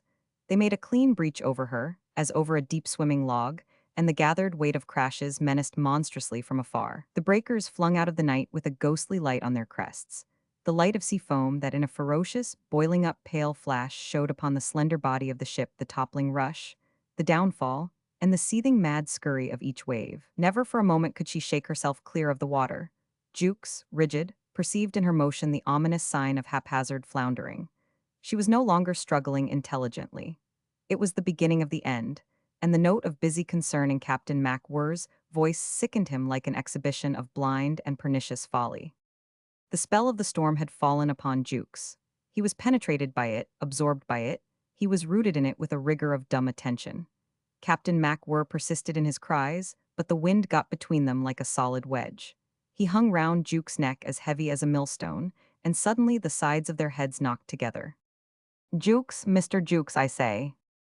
He had to answer that voice that would not be silenced. He answered in the customary manner, "Yes, sir." And directly, his heart, corrupted by the storm that breeds a craving for peace, rebelled against the tyranny of training and command. Captain MacWhirr had his mate's head fixed firm in the crook of his elbow and pressed it to his yelling lips mysteriously. Sometimes Jukes would break in, admonishing hastily, "Look out, sir!" Or Captain MacWhirr would bawl an earnest exhortation to hold hard there. And the whole black universe seemed to reel together with the ship. They paused, she floated yet, and Captain MacWhirr would resume his shouts. "Says, whole lot, fetched away, ought to see, what's the matter?" Directly the full force of the hurricane had struck the ship, every part of her deck became untenable, and the sailors, dazed and dismayed, took shelter in the port alleyway under the bridge. It had a door aft, which they shut. It was very black, cold, and dismal. At each heavy fling of the ship they would groan all together in the dark, and tons of water could be heard scuttling about as if trying to get at them from above. The bosun had been keeping up a gruff talk, but a more unreasonable lot of men, he said afterwards, he had never been with. They were snug enough there, out of harm's way, and not wanted to do anything, either. And yet they did nothing but grumble and complain peevishly like so many sick kids. Finally, one of them said that if there had been at least some light to see each other's noses by, it wouldn't be so bad. It was making him crazy, he declared, to lie there in the dark waiting for the blamed hooker to sink. Why don't you step outside then and be done with it at once? The bosun turned on him. This called up a shout of execration. The bosun found himself overwhelmed with reproaches of all sorts. They seemed to take it ill that a lamp was not instantly created for them out of nothing. They would whine after a light to get drowned by, anyhow, and though the unreason of their revilings was patent, since no one could hope to reach the lamp room, which was forward, he became greatly distressed. He did not think it was decent of them to be nagging at him like this. He told them so, and was met by general contumely. He sought refuge, therefore, in an embittered silence. At the same time, their grumbling and sighing and muttering worried him greatly, but by and by it occurred to him that there were 6 globe lamps hung in the 'tween-deck, and that there could be no harm in depriving the coolies of one of them. The Nanshan had an athwartship coal bunker, which, being at times used as cargo space, communicated by an iron door with the fore 'tween-deck. It was empty then, and its manhole was the foremost one in the alleyway. The bosun could get in, therefore, without coming out on deck at all, but to his great surprise, he found he could induce no one to help him in taking off the manhole cover. He groped for it all the same, but one of the crew lying in his way refused to budge. "Why, I only want to get you that blamed light you're crying for," he expostulated, almost pitifully. Somebody told him to go and put his head in a bag. He regretted he could not recognize the voice, and that it was too dark to see, otherwise, as he said, he would have put a head on that son of a sea cook, anyway, sink or swim.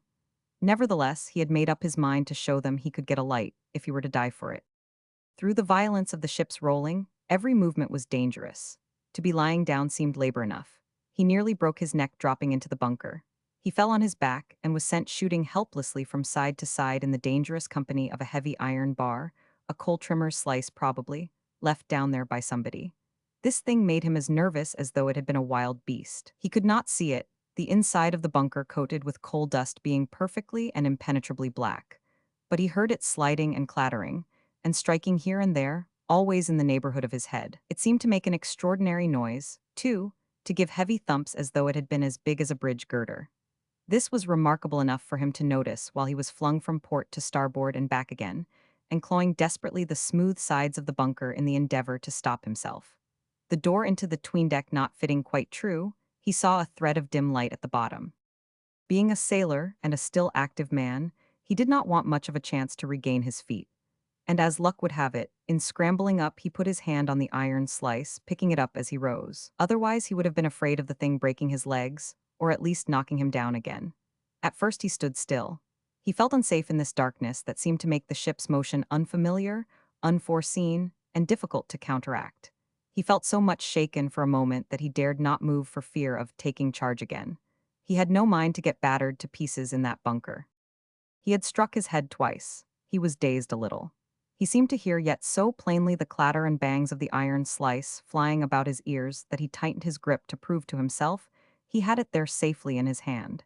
He was vaguely amazed at the plainness with which down there he could hear the gale raging. Its howls and shrieks seemed to take on, in the emptiness of the bunker, something of the human character, of human rage and pain, being not vast but infinitely poignant.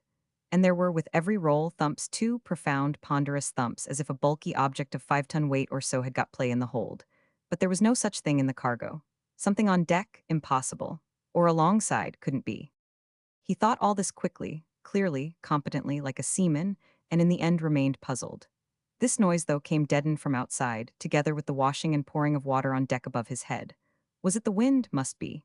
It made down there a row like the shouting of a big lot of crazed men. And he discovered in himself a desire for a light, too, if only to get drowned by, and a nervous anxiety to get out of that bunker as quickly as possible. He pulled back the bolt.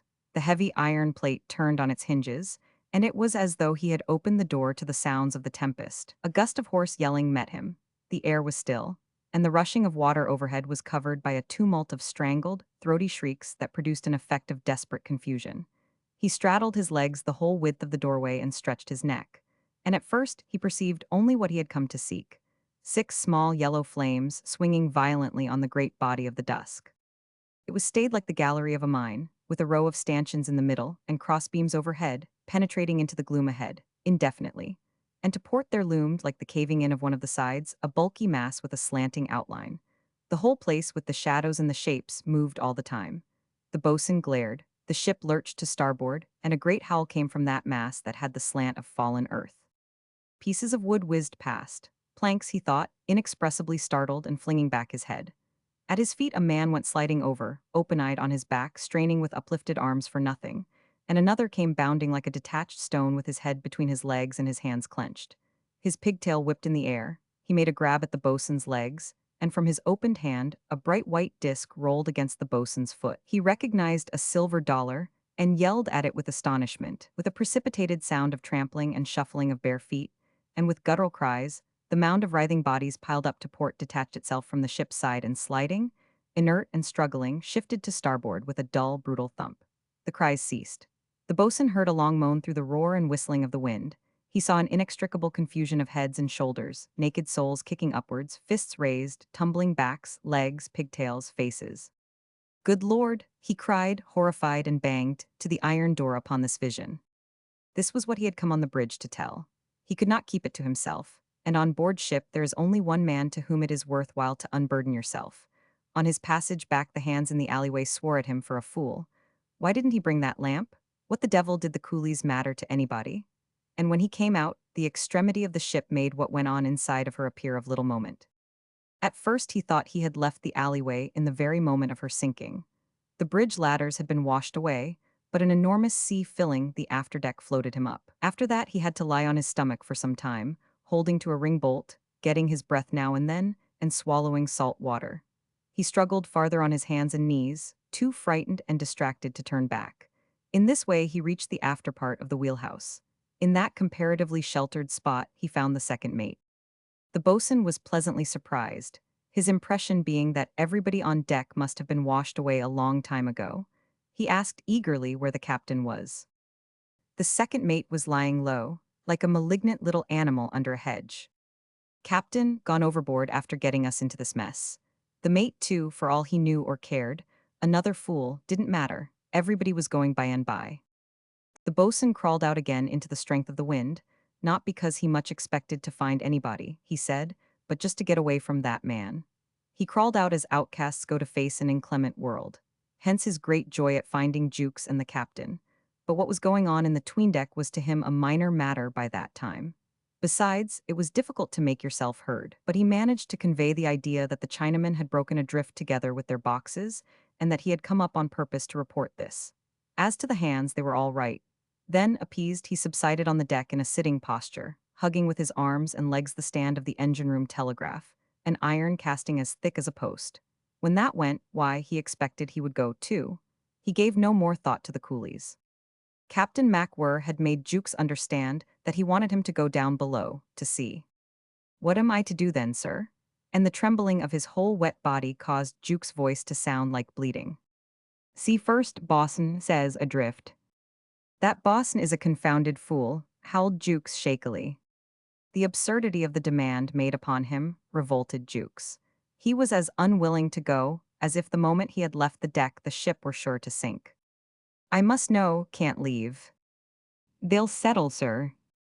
"Fight, bosun says they fight. Why, can't have fighting, board ship. Much rather keep you here, case I should washed overboard myself. Stop it, some way you see and tell me. Through engine room tube, don't want you, come up here. Too often, dangerous. Moving about, deck." Jukes, held with his head in chancery, had to listen to what seemed horrible suggestions. "Don't want you get lost so long, ship isn't, route, good man, ship may, through this, all right yet." All at once, Jukes understood he would have to go. "Do you think she may?" he screamed. But the wind devoured the reply, out of which Jukes heard only the one word, pronounced with great energy: "Always." Captain MacWhirr released Jukes and, bending over the boatswain, yelled, "Get back with the mate." Jukes only knew that the arm was gone off his shoulders. He was dismissed with his orders to do what? He was exasperated into letting go his hold carelessly, and on the instant was blown away. It seemed to him that nothing could stop him from being blown right over the stern. He flung himself down hastily, and the boatswain, who was following, fell on him. "Don't you get up yet, sir," cried the boatswain. "No hurry." A sea swept over. Jukes understood the boatswain to splutter that the bridge ladders were gone. "I'll lower you down, sir, by your hands," he screamed. He shouted also something about the smokestack being as likely to go overboard as not. Jukes thought it very possible and imagined the fires out, the ship helpless. The boatswain by his side kept on yelling. What is it?" Jukes cried distressfully, and the other repeated, "What would my old woman say if she saw me now?" In the alleyway, where a lot of water had got in and splashed in the dark, the men were still as death, till Jukes stumbled against one of them and cursed him savagely for being in the way. Two or three voices then asked, eager and weak, "Any chance for us, sir?" "What's the matter with you fools?" he said brutally. He felt as though he could throw himself down amongst them and never move any more, but they seemed cheered, and in the midst of obsequious warnings, "Look out, mind that manhole lid, sir," they lowered him into the bunker. The boatswain tumbled down after him, and as soon as he had picked himself up he remarked, "She would say, 'Serve you right, you old fool, for going to sea.'" The boatswain had some means, and made a point of alluding to them frequently. His wife, a fat woman, and two grown-up daughters kept a greengrocer's shop in the East End of London. In the dark, Jukes, unsteady on his legs, listened to a faint thunderous patter. A deadened screaming went on steadily at his elbow, as it were, and from above the louder tumult of the storm descended upon these near sounds. His head swam. To him, too, in that bunker, the motion of the ship seemed novel and menacing, sapping his resolution as though he had never been afloat before. He had half a mind to scramble out again, but the remembrance of Captain MacWhirr's voice made this impossible. His orders were to go and see. What was the good of it, he wanted to know. Enraged, he told himself he would see, of course. But the boatswain, staggering clumsily, warned him to be careful how he opened that door. There was a blamed fight going on. And Jukes, as if in great bodily pain, desired irritably to know what the devil they were fighting for. "Dollars, dollars, sir." All their rotten chests got burst open. Blamed money skipping all over the place, and they are tumbling after it head over heels, tearing and biting like anything. A regular little hell in there. Jukes convulsively opened the door. The short boatswain peered under his arm. One of the lamps had gone out, broken perhaps. Rancorous, guttural cries burst out loudly on their ears, and a strange panting sound, the working of all these straining breasts. A hard blow hit the side of the ship. Water fell above with a stunning shock, and in the forefront of the gloom, where the air was reddish and thick, Jukes saw a head bang the deck violently. Two thick calves waving on high, muscular arms twined round a naked body. A yellow face, open-mouthed and with a set wild stare, look up and slide away. An empty chest clattered, turning over. A man fell headfirst with a jump, as if lifted by a kick, and farther off, indistinct, others streamed like a mass of rolling stones down a bank, thumping the deck with their feet and flourishing their arms wildly. The hatchway ladder was loaded with coolies swarming on it like bees on a branch. They hung on the steps in a crawling, stirring cluster, beating madly with their fists the underside of the battened hatch, and the headlong rush of the water above was heard in the intervals of their yelling. The ship heeled over more, and they began to drop off. First one, then two, then all the rest went away together, falling straight off with a great cry. Jukes was confounded. The boatswain, with gruff anxiety, begged him, "Don't you go in there, sir." The whole place seemed to twist upon itself, jumping incessantly the while, and when the ship rose to a sea, Jukes fancied that all these men would be shot upon him in a body. He backed out, swung the door to, and with trembling hands pushed at the bolt. As soon as his mate had gone, Captain MacWhirr, left alone on the bridge, sidled and staggered as far as the wheelhouse. Its door being hinged forward, he had to fight the gale for admittance, and when at last he managed to enter, it was with an instantaneous clatter and a bang, as though he had been fired through the wood. He stood within, holding on to the handle. The steering gear leaked steam, and in the confined space the glass of the binnacle made a shiny oval of light in a thin white fog. The wind howled, hummed, whistled, with sudden booming gusts that rattled the doors and shutters in the vicious patter of sprays. Two coils of lead line and a small canvas bag, hung on a long lanyard, swung wide off, and came back clinging to the bulkheads. The gratings underfoot were nearly afloat. With every sweeping blow of a sea, water squirted violently through the cracks all round the door, and the man at the helm had flung down his cap, his coat, and stood propped against the gear casing in a striped cotton shirt open on his breast. The little brass wheel in his hands had the appearance of a bright and fragile toy. The cords of his neck stood hard and lean, a dark patch lay in the hollow of his throat, and his face was still and sunken as in death. Captain MacWhirr wiped his eyes. The sea that had nearly taken him overboard had, to his great annoyance, washed his sou'wester hat off his bald head. The fluffy, fair hair, soaked and darkened, resembled a mean skein of cotton threads festooned round his bare skull. His face, glistening with seawater, had been made crimson with the wind, with the sting of sprays. He looked as though he had come off sweating from before a furnace. "You here," he muttered heavily. The second mate had found his way into the wheelhouse some time before. He had fixed himself in a corner with his knees up, a fist pressed against each temple, and this attitude suggested rage, sorrow, resignation, surrender, with a sort of concentrated unforgiveness. He said mournfully and defiantly, "Well, it's my watch below now, ain't it?" The steam gear clattered, stopped, clattered again, and the helmsman's eyeballs seemed to project out of a hungry face as if the compass card behind the binnacle glass had been meat. God knows how long he had been left there to steer, as if forgotten by all his shipmates. The bells had not been struck, there had been no reliefs. The ship's routine had gone downwind, but he was trying to keep her head north-northeast. The rudder might have been gone for all he knew, the fires out, the engines broken down, the ship ready to roll over like a corpse. He was anxious not to get muddled and lose control of her head, because the compass card swung far both ways, wriggling on the pivot, and sometimes seemed to whirl right round. He suffered from mental stress. He was horribly afraid, also, of the wheelhouse going. Mountains of water kept on tumbling against it. When the ship took one of her desperate dives, the corners of his lips twitched. Captain MacWhirr looked up at the wheelhouse clock. Screwed to the bulkhead, it had a white face on which the black hands appeared to stand quite still. It was 1:30 in the morning. "Another day," he muttered to himself. The second mate heard him, and lifting his head as one grieving amongst ruins, "You won't see it break," he exclaimed. His wrists and his knees could be seen to shake violently. "No, by God, you won't."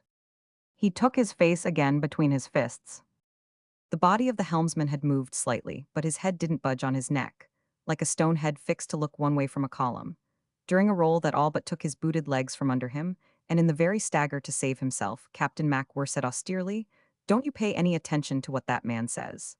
And then, with an indefinable change of tone, very grave, he added, "He isn't on duty." The sailor said nothing. The hurricane boomed, shaking the little place, which seemed airtight, and the light of the binnacle flickered all the time. "You haven't been relieved," Captain MacWhirr went on, looking down. "I want you to stick to the helm, though, as long as you can. You've got the hang of her. Another man coming here might make a mess of it. Wouldn't do. No child's play. And the hands are probably busy with a job down below. Think you can?" The steering gear leaped into an abrupt short clatter, stopped smoldering like an ember, and the still man, with a motionless gaze, burst out as if all the passion in him had gone into his lips. "By heavens, sir, I can steer forever if nobody talks to me." "Oh, aye, all right." The captain lifted his eyes for the first time to the man, Hackett, and he seemed to dismiss this matter from his mind. He stooped to the engine-room speaking tube, blew in, and bent his head. Mr. Rout below answered, and at once Captain MacWhirr put his lips to the mouthpiece. With the uproar of the gale around him, he applied alternately his lips and his ear, and the engineer's voice mounted to him, harsh and as if out of the heat of an engagement. One of the stokers was disabled, the others had given in, the second engineer and the donkey man were firing up. The third engineer was standing by the steam valve.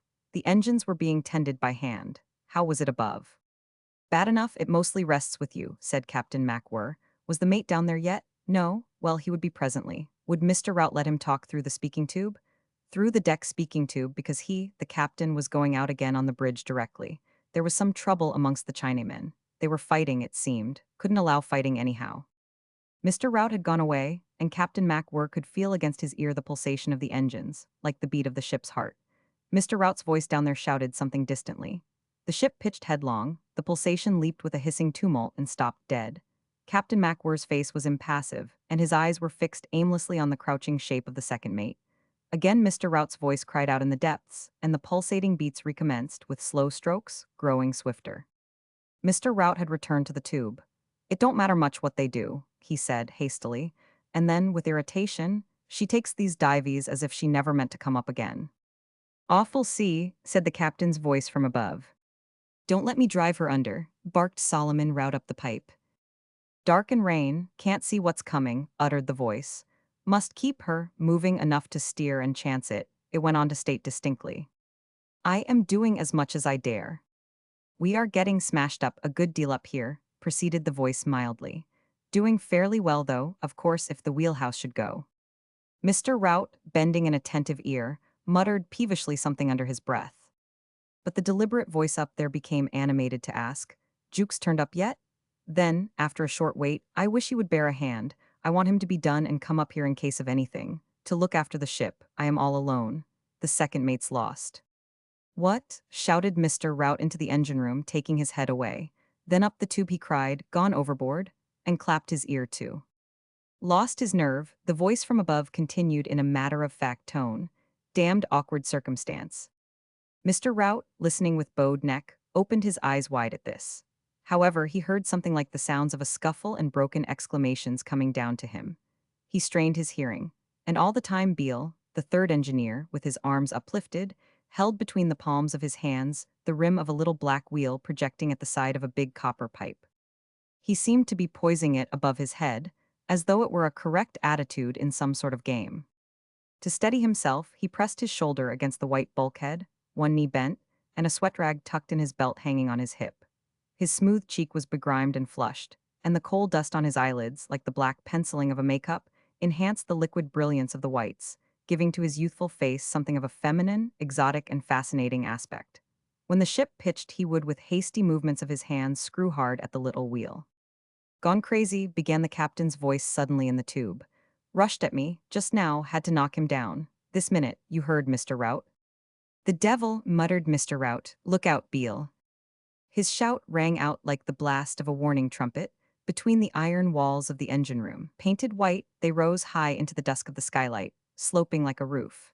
And the whole lofty space resembled the interior of a monument, divided by floors of iron grating, with lights flickering at different levels, and a mass of gloom lingering in the middle, within the columnar stir of machinery under the motionless swelling of the cylinders.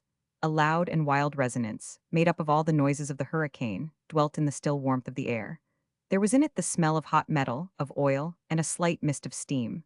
The blows of the sea seemed to traverse it in an unringing, stunning shock from side to side.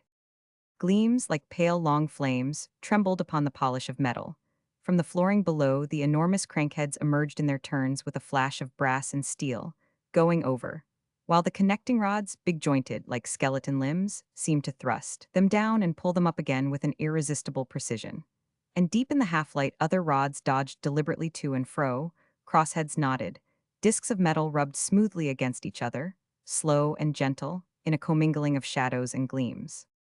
Sometimes all those powerful and unerring movements would slow down simultaneously, as if they had been the functions of a living organism, stricken suddenly by the blight of languor. And Mr. Rout's eyes would blaze darker in his long, sallow face. He was fighting this fight in a pair of carpet slippers.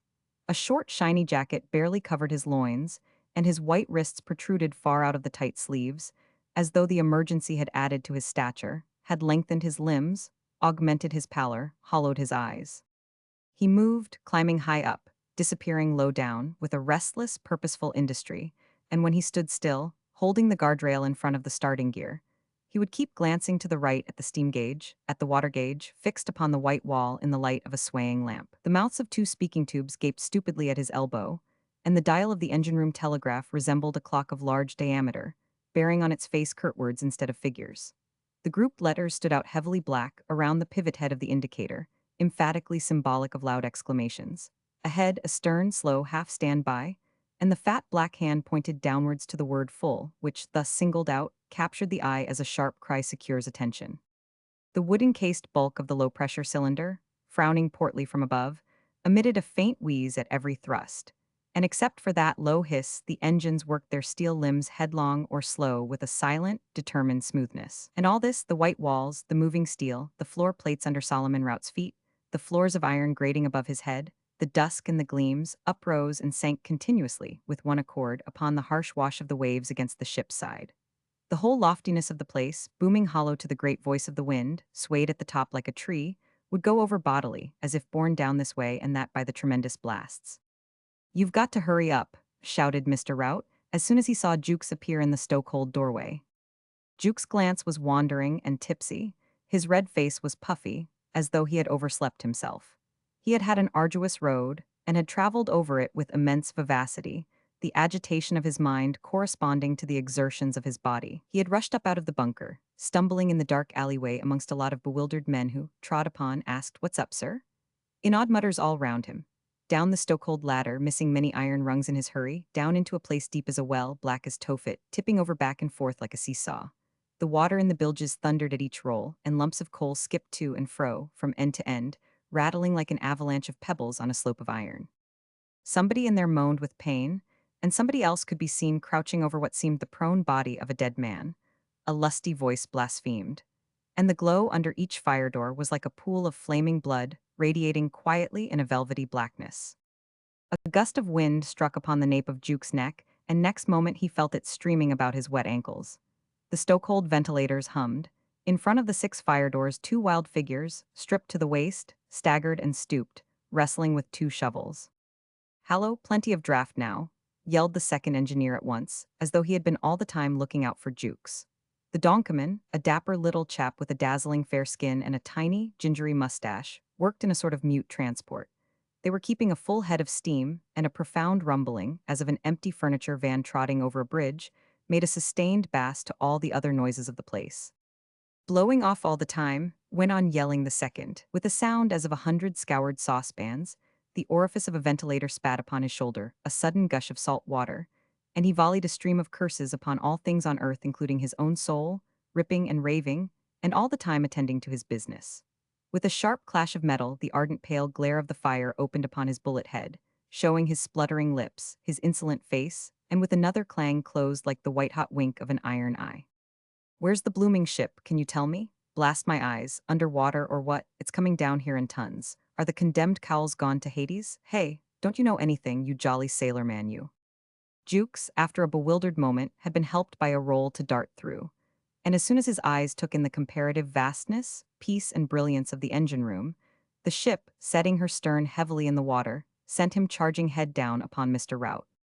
The chief's arm, long like a tentacle, and straightening as if worked by a spring, went out to meet him, and deflected his rush into a spin towards the speaking tubes. At the same time, Mr. Rout repeated earnestly, "You've got to hurry up, whatever it is." Jukes yelled, "Are you there, sir?" and listened. Nothing. Suddenly the roar of the wind fell straight into his ear, but presently a small voice shoved aside the shouting hurricane quietly. "You Jukes, well." Jukes was ready to talk. It was only time that seemed to be wanting. It was easy enough to account for everything. He could perfectly imagine the coolies battened down in the reeking 'tween-deck, lying sick and scared between the rows of chests. Then one of these chests, or perhaps several at once, breaking loose in a roll, knocking out others, sides splitting, lids flying open, and all these clumsy Chinamen rising up in a body to save their property. Afterwards, every fling of the ship would hurl that tramping, yelling mob here and there, from side to side, in a whirl of smashed wood, torn clothing, rolling dollars. A struggle once started, they would be unable to stop themselves. Nothing could stop them now except main force. It was a disaster. He had seen it, and that was all he could say. Some of them must be dead, he believed. The rest would go on fighting. He sent up his words, tripping over each other, crowding the narrow tube. They mounted as if into a silence of an enlightened comprehension, dwelling alone up there with a storm. And Jukes wanted to be dismissed from the face of that odious trouble, intruding on the great need of the ship. "Avi." He waited. Before his eyes the engines turned with slow labor, that in the moment of going off into a mad fling would stop dead at Mr. Rout's shout. "Look out, Beale." They paused in an intelligent immobility, stilled in mid-stroke, a heavy crank arrested on the cant, as if conscious of danger and the passage of time. Then, with a "now-then," from the chief and the sound of a breath expelled through clenched teeth, they would accomplish the interrupted revolution and begin another. There was the prudent sagacity of wisdom and the deliberation of enormous strength in their movements. This was their work, this patient coaxing of a distracted ship over the fury of the waves and into the very eye of the wind. At times, Mr. Rout's chin would sink on his breast, and he watched them with knitted eyebrows as if lost in thought. The voice that kept the hurricane out of Juke's ear began, "Take the hands with you," and left off unexpectedly. "What could I do with them, sir?" A harsh, abrupt, imperious clang exploded suddenly. The 3 pairs of eyes flew up to the telegraph dial to see the hand jump from full to stop, as if snatched by a devil. And then these 3 men in the engineer room had the intimate sensation of a check upon the ship, of a strange shrinking, as if she had gathered herself for a desperate leap. "Stop her," bellowed Mr. Rout. Nobody, not even Captain MacWhirr, who alone on deck had caught sight of a white line of foam coming on at such a height that he couldn't believe his eyes. Nobody was to know the steepness of that sea, and the awful depth of the hollow the hurricane had scooped out behind the running wall of water. It raced to meet the ship, and with a pause as of girding the loins, the Nanshan lifted her bows and leaped. The flames in all the lamps sank, darkening the engine room. One went out. With a tearing crash and a swirling, raving tumult, tons of water fell upon the deck, as though the ship had darted under the foot of a cataract. Down there they looked at each other, stunned. Swept from end to end by God, bawled Jukes. She dipped into the hollow straight down, as if going over the edge of the world. The engine room toppled forward menacingly, like the inside of a tower nodding in an earthquake. An awful racket of iron things falling came from the stokehold. She hung on this appalling slant long enough for Beale to drop on his hands and knees and begin to crawl as if he meant to fly on all fours out of the engine room, and for Mr. Rout to turn his head slowly, rigid, cavernous, with the lower jaw dropping. Jukes had shut his eyes, and his face in a moment became hopelessly blank and gentle, like the face of a blind man. At last she rose slowly, staggering, as if she had to lift a mountain with her bows. Mr. Rout shut his mouth, Jukes blinked, and little Beale stood up hastily. "Another one like this, and that's the last of her," cried the chief. He and Jukes looked at each other, and the same thought came into their heads. The captain, everything must have been swept away. Steering gear gone, ship like a log, all over directly. "Rush," ejaculated Mr. Rout thickly, glaring with enlarged, doubtful eyes at Jukes, who answered him by an irresolute glance. The clang of the telegraph gong soothed them instantly. The black hand dropped in a flash from stop to full. "Now then, Beale," cried Mr. Rout. The steam hissed low, the piston rods slid in and out. Jukes put his ear to the tube, the voice was ready for him. It said, "Pick up all the money, bear a hand now, I'll want you up here." And that was all. "Sir," called up Jukes, there was no answer. He staggered away like a defeated man from the field of battle. He had got, in some way or other, a cut above his left eyebrow, a cut to the bone. He was not aware of it in the least. Quantities of the China Sea, large enough to break his neck for him, had gone over his head, had cleaned, washed, and salted that wound. It did not bleed, but only gaped red, and this gash over the eye, his disheveled hair, the disorder of his clothes, gave him the aspect of a man worsted in a fight with fists. "Got to pick up the dollars." He appealed to Mr. Rout, smiling pitifully at random. "What's that?" asked Mr. Rout wildly. "Pick up, I don't care." Then, quivering in every muscle but with an exaggeration of paternal tone, "Go away now, for God's sake. You deck people'll drive me silly. There's that second mate been going for the old man. Don't you know? You fellows are going wrong for want of something to do." At these words Jukes discovered in himself the beginnings of anger. Want of something to do, indeed. Full of hot scorn against the chief, he turned to go the way he had come. In the stokehold, the plump donkeyman twirled with his shovel mutely, as if his tongue had been cut out, but the second was carrying on like a noisy, undaunted maniac, who had preserved his skill in the art of stoking under a marine boiler. "Hallo, you wandering officer. Hey, can't you get some of your slush slingers to wind up a few of them ashes? I'm getting choked with them here. Curse it. Hallo, hey, remember the articles, sailors and firemen to assist each other. Hey, d'ye hear?" Jukes was climbing out frantically, and the other, lifting up his face after him, howled, "Can't you speak? What are you poking about here for? What's your game, anyhow?" A frenzy possessed Jukes. By the time he was back amongst the men in the darkness of the alleyway, he felt ready to wring all their necks at the slightest sign of hanging back. The very thought of it exasperated him. He couldn't hang back, they shouldn't. The impetuosity with which he came amongst them carried them along. They had already been excited and startled at all his comings and goings, by the fierceness and rapidity of his movements, and more felt than seen in his rushes, he appeared formidable, busied with matters of life and death that brooked no delay. At his first word, he heard them drop into the bunker one after another obediently, with heavy thumps. They were not clear as to what would have to be done. "What is it? What is it?" they were asking each other. The boatswain tried to explain. The sounds of a great scuffle surprised them, and the mighty shocks, reverberating awfully in the black bunker, kept them in mind of their danger. When the boatswain threw open the door, it seemed that an eddy of the hurricane, stealing through the iron sides of the ship, had set all these bodies whirling like dust. There came to them a confused uproar, a tempestuous tumult, a fierce mutter, gusts of screams dying away, and the tramping of feet mingling with the blows of the sea. For a moment they glared amazed, blocking the doorway. Jukes pushed through them brutally. He said nothing and simply darted in. Another lot of coolies on the ladder, struggling suicidally to break through the battened hatch to a swamped deck, fell off as before, and he disappeared under them like a man overtaken by a landslide. The bosun yelled excitedly, "Come along, get the mate out. He'll be trampled to death, come on." They charged in, stamping on breasts, on fingers, on faces, catching their feet in heaps of clothing, kicking broken wood. But before they could get hold of him, Jukes emerged waist deep in a multitude of clawing hands. In the instant he had been lost to view, all the buttons of his jacket had gone, its back had got split up to the collar, his waistcoat had been torn open. The central struggling mass of Chinamen went over to the roll, dark, indistinct, helpless, with a wild gleam of many eyes in the dim light of the lamps. "Leave me alone, damn you. I'm all right," screeched Jukes. "Drive them forward, watch your chance when she pitches. Forward with them, drive them against the bulkhead, jam 'em up." The rush of the sailors into the seething, 'tween deck was like a splash of cold water into a boiling cauldron. The commotion sank for a moment. The bulk of Chinamen were locked in such a compact scrimmage that, linking their arms and aided by an appalling dive of the ship, the seamen sent it forward in one great shove, like a solid block. Behind their backs, small clusters and loose bodies tumbled from side to side. The bosun performed prodigious feats of strength.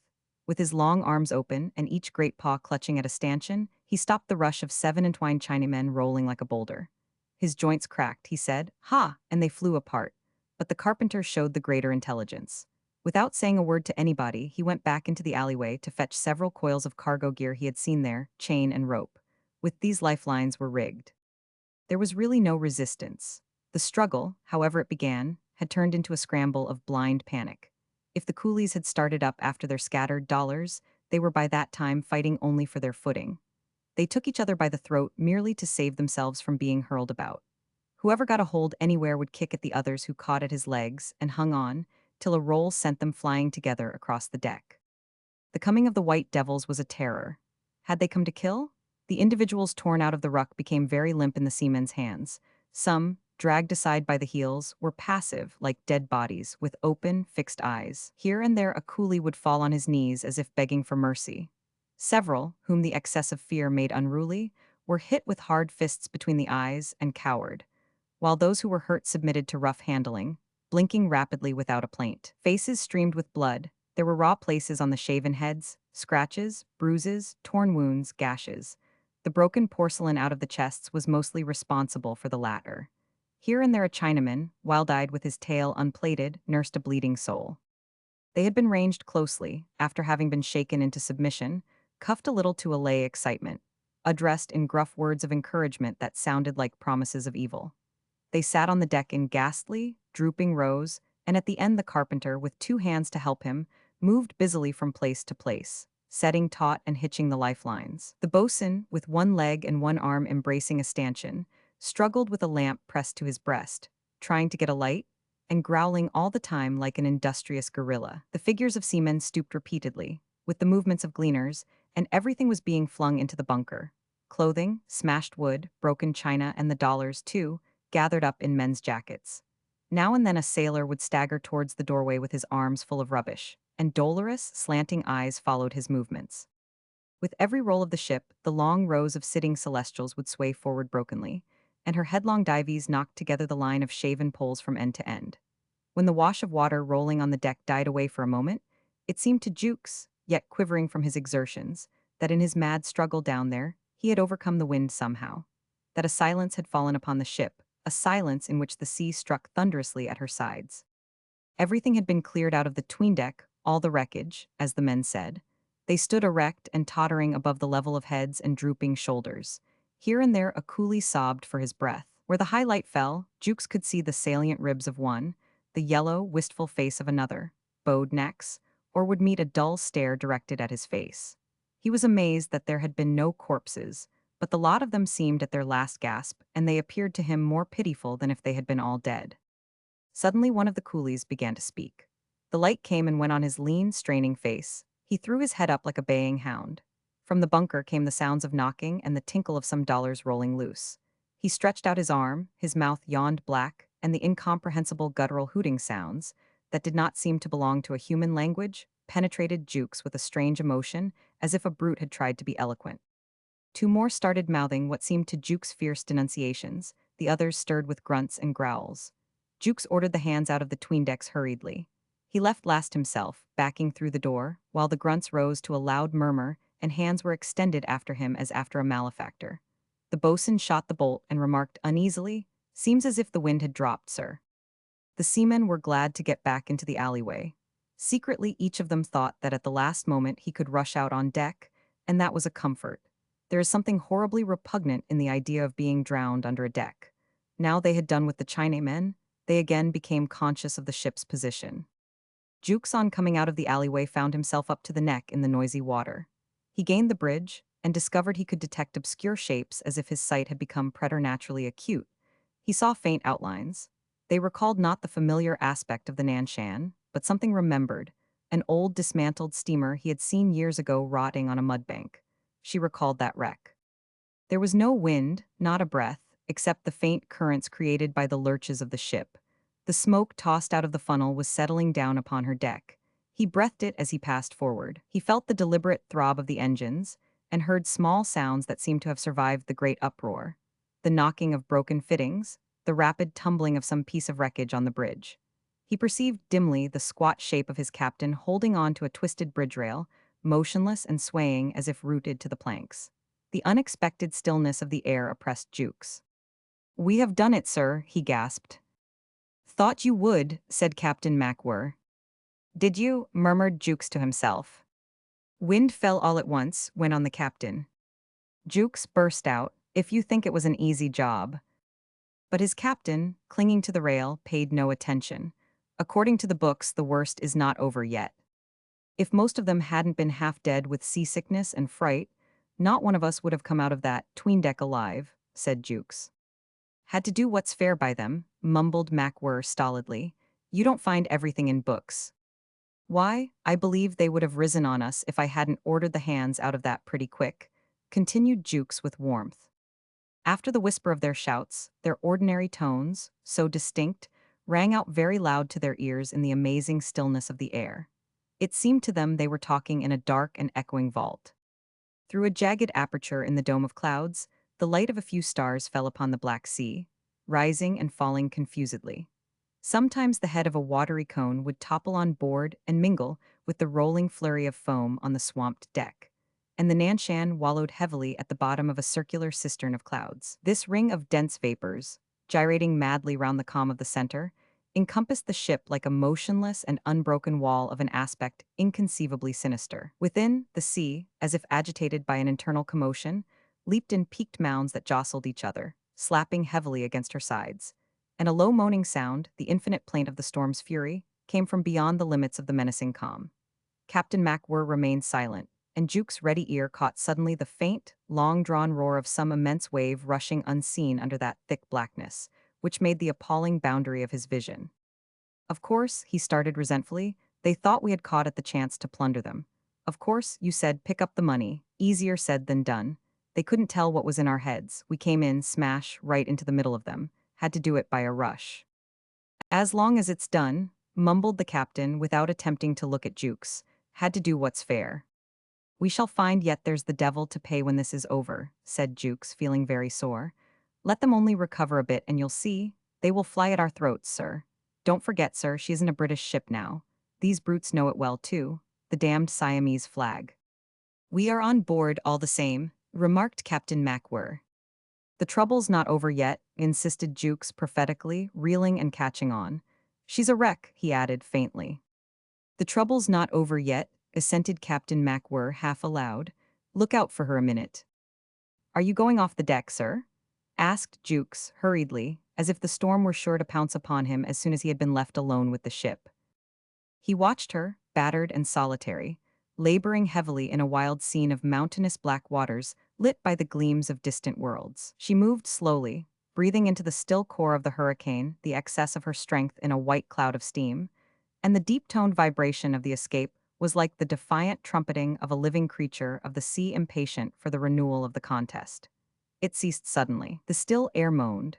Above Jukes' head a few stars shone into a pit of black vapors. The inky edge of the cloud disk frowned upon the ship under the patch of glittering sky.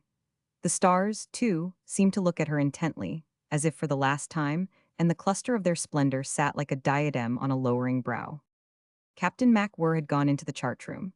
There was no light there, but he could feel the disorder of that place where he used to live tidily. His armchair was upset. The books had tumbled out on the floor. He scrunched a piece of glass under his boot. He groped for the matches and found a box on a shelf with a deep ledge.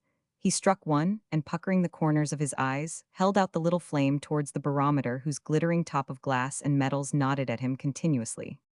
It stood very low, incredibly low, so low that Captain MacWhirr grunted. The match went out, and hurriedly he extracted another, with thick, stiff fingers. Again a little flame flared up before the nodding glass and metal of the top. His eyes looked at it, narrowed with attention, as if expecting an imperceptible sign. With his grave face he resembled a booted and misshapen pagan burning incense before the oracle of a joss. There was no mistake. It was the lowest reading he had ever seen in his life. Captain MacWhirr emitted a low whistle. He forgot himself till the flame diminished to a blue spark, burnt his fingers and vanished.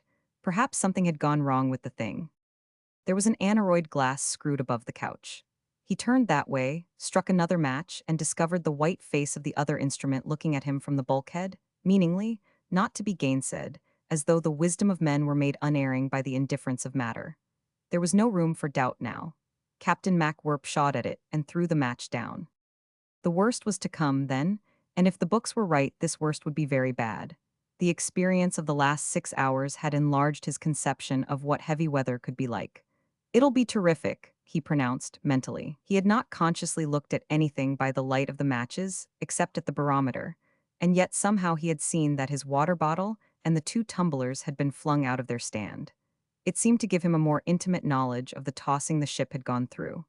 I wouldn't have believed it, he thought, and his table had been cleared, too. His rulers, his pencils, the inkstand, all the things that had their safe appointed places. They were gone, as if a mischievous hand had plucked them out one by one and flung them on the wet floor. The hurricane had broken in upon the orderly arrangements of his privacy. This had never happened before, and the feeling of dismay reached the very seat of his composure. And the worst was to come yet. He was glad the trouble in the 'tween-deck had been discovered in time.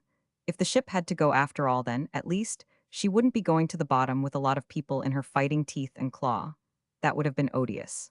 And in that feeling there was a humane intention and a vague sense of the fitness of things. These instantaneous thoughts were yet in their essence heavy and slow, partaking of the nature of the man.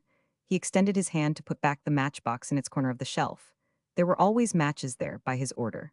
The steward had his instructions impressed upon him long before. "A box, just there, see, not so very full, where I can put my hand on it, steward. Might want a light in a hurry. Can't tell on board ship what you might want in a hurry. Mind, now." And of course on his side, he would be careful to put it back in its place scrupulously. He did so now, but before he removed his hand, it occurred to him that perhaps he would never have occasion to use that box any more. The vividness of the thought checked him, and for an infinitesimal fraction of a second, his fingers closed again on the small object, as though it had been the symbol of all these little habits that chain us to the weary round of life. He released it at last, and letting himself fall on the settee, listened for the first sounds of returning wind. Not yet. He heard only the wash of water, the heavy splashes, the dull shocks of the confused seas boarding his ship from all sides. She would never have a chance to clear her decks. But the quietude of the air was startlingly tense and unsafe, like a slender hair holding a sword suspended over his head. By this awful pause, the storm penetrated the defenses of the man and unsealed his lips.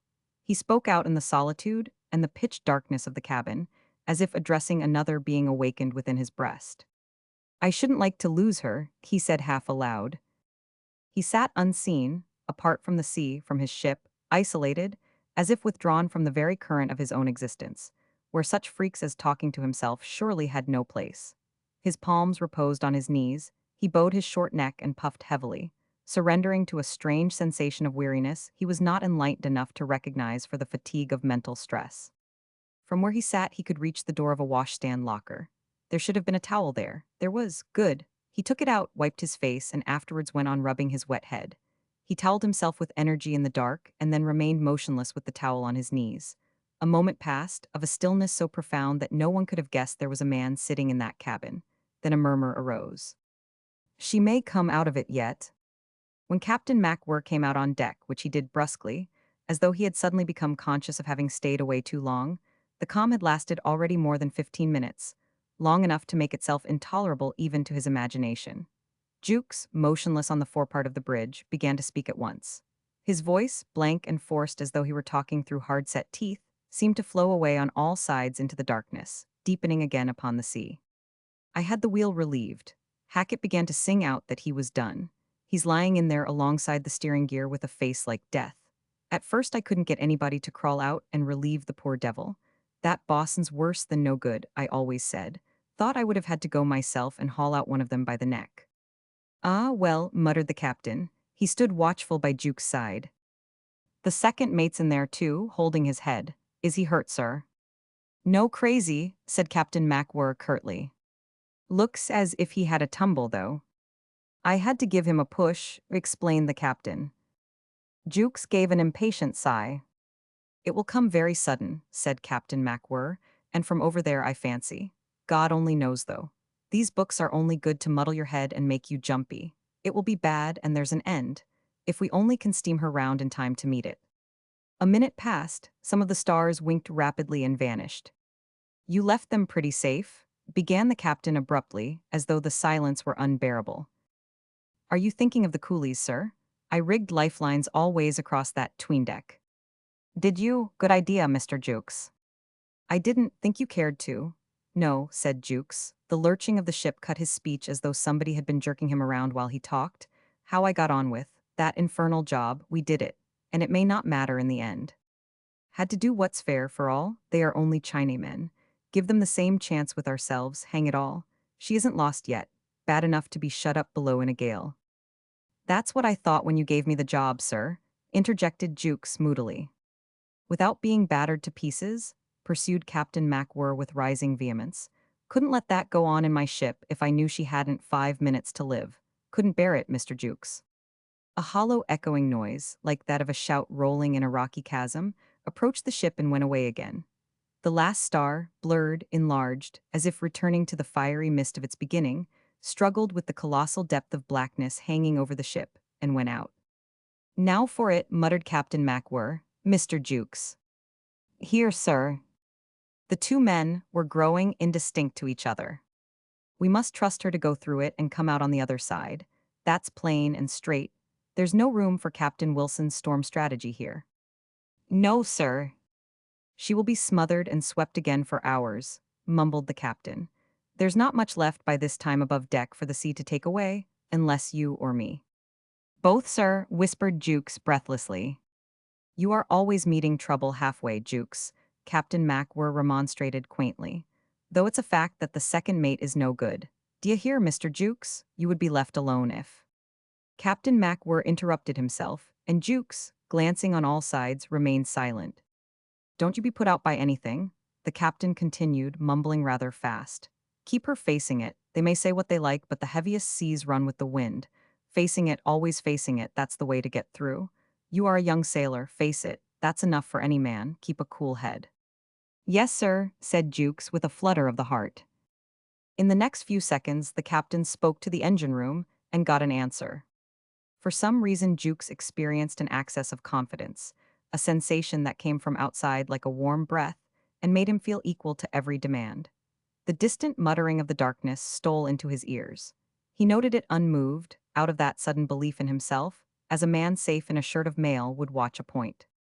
The ship labored without intermission amongst the black hills of water, paying with this hard tumbling the price of her life.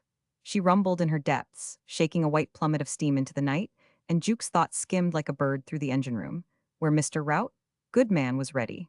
When the rumbling ceased, it seemed to him that there was a pause of every sound, a dead pause in which Captain MacWhirr's voice rang out startlingly. What's that, a puff of wind? It spoke much louder than Jukes had ever heard it before, on the bow. That's right, she may come out of it yet. The mutter of the winds drew near apace. In the forefront could be distinguished a drowsy waking plaint passing on, and far off the growth of a multiple clamor, marching and expanding. There was the throb as of many drums in it, a vicious rushing note, and like the chant of a tramping multitude. Jukes could no longer see his captain distinctly. The darkness was absolutely piling itself upon the ship. At most he made out movements, a hint of elbows spread out, of a head thrown up. Captain MacWhirr was trying to do up the top button of his oilskin coat with unwanted haste. The hurricane, with its power to madden the seas, to sink ships, to uproot trees, to overturn strong walls and dash the very birds of the air to the ground, had found this taciturn man in its path, and, doing its utmost, had managed to wring out a few words. Before the renewed wrath of winds swooped on his ship, Captain MacWhirr was moved to declare, in a tone of vexation as it were, "I wouldn't like to lose her." He was spared that annoyance. Romans 6. On a bright sunshiny day, with the breeze chasing her smoke far ahead, the Nanshan came into Foochow. Her arrival was at once noticed on shore, and the seaman in harbor said, Look at that steamer. What's that, Siamese, isn't she? Just look at her." She seemed, indeed, to have been used as a running target for the secondary batteries of a cruiser. A hail of minor shells could not have given her upper works a more broken, torn, and devastated aspect. And she had about her the worn, weary air of ships coming from the far ends of the world. And indeed with truth, for in her short passage she had been very far. Sighting, verily, even the coast of the great beyond, whence no ship ever returns to give up her crew to the dust of the earth. She was encrusted and grey with salt to the trucks of her masts and to the top of her funnel, as though, as some facetious seaman said, the crowd on board had fished her out somewhere from the bottom of the sea and brought her in here for salvage. And further, excited by the felicity of his own wit, he offered to give £5 for her, as she stands. Before she had been quite an hour at rest, a meagre little man, with a red-tipped nose and a face cast in an angry mold, landed from a sampan on the quay of the foreign concession, and incontinently turned to shake his fist at her. A tall individual with legs much too thin for a rotund stomach, and with watery eyes, strolled up and remarked, "Just left her, eh? Quick work." He wore a soiled suit of blue flannel with a pair of dirty cricketing shoes. A dingy gray mustache drooped from his lip, and daylight could be seen in two places between the rim and the crown of his hat. "Hallo, what are you doing here?" asked the ex-second mate of the Nanshan, shaking hands hurriedly. "Standing by for a job, chance worth taking, got a quiet hint," explained the man with the broken hat in jerky, apathetic wheezes. The second shook his fist again at the Nanshan. "There's a fellow there that ain't fit to have the command of a scow," he declared, quivering with passion, while the other looked about listlessly. "Is there?" But he caught sight on the quay of a heavy seaman's chest, painted brown under a fringed sailcloth cover and lashed with new manila line. He eyed it with awakened interest. "I would talk and raise trouble if it wasn't for that damned Siamese flag. Nobody to go to, or I would make it hot for him." The fraud told his chief engineer, "That's another fraud for you." I had lost my nerve. The greatest lot of ignorant fools that ever sailed the seas. No, you can't think. "Got your money all right?" inquired his seedy acquaintance suddenly. "Yes, paid me off on board," raged the second mate. "Get your breakfast on shore," says he. "Mean skunk," commented the tall man vaguely and passed his tongue on his lips. "What about having a drink of some sort?" "He struck me," hissed the second mate. "No, struck, you don't say?" The man in blue began to bustle about sympathetically. "Can't possibly talk here. I want to know all about it. Struck, eh? Let's get a fellow to carry your chest. I know a quiet place where they have some bottled beer." Mr. Jukes, who had been scanning the shore through a pair of glasses, informed the chief engineer afterwards that "our late second mate hasn't been long in finding a friend. A chap looking uncommonly like a bummer. I saw them walk away together from the quay." The hammering and banging of the needful repairs did not disturb Captain MacWhirr. The steward found in the letter he wrote, in a tidy chart room, passages of such absorbing interest that twice he was nearly caught in the act. But Mrs. MacWhirr, in the drawing-room of the 40-pound house, stifled a yawn, perhaps out of self-respect, for she was alone. She reclined in a plush-bottomed and gilt hammock chair near a tiled fireplace, with Japanese fans on the mantel and a glow of coals in the grate. Lifting her hands, she glanced wearily here and there into the many pages. It was not her fault they were so prosy, so completely uninteresting, from "My darling wife" at the beginning to "Your loving husband" at the end. She couldn't be really expected to understand all these ship affairs. She was glad, of course, to hear from him, but she had never asked herself why, precisely. "They are called typhoons." The mate did not seem to like it, not in books, couldn't think of letting it go on. The paper rustled sharply. "A calm that lasted more than 20 minutes, she read perfunctorily, and the next words her thoughtless eyes caught on the top of another page were, "See you and the children again." She had a movement of impatience. He was always thinking of coming home. He had never had such a good salary before. What was the matter now? It did not occur to her to turn back overleaf to look. She would have found it recorded there that between 4 and 6 A 1000. On December 25th, Captain MacWhirr did actually think that his ship could not possibly live another hour in such a sea, and that he would never see his wife and children again. Nobody was to know this. His letters got mislaid so quickly. Nobody would ever but the steward, who had been greatly impressed by that disclosure. So much so that he tried to give the cook some idea of the narrow squeak we all had by saying solemnly, "The old man himself had a damn poor opinion of our chance." "How do you know?" asked contemptuously the cook, an old soldier. "He hasn't told you, maybe." "Well, he did give me a hint to that effect." The steward brazened it out.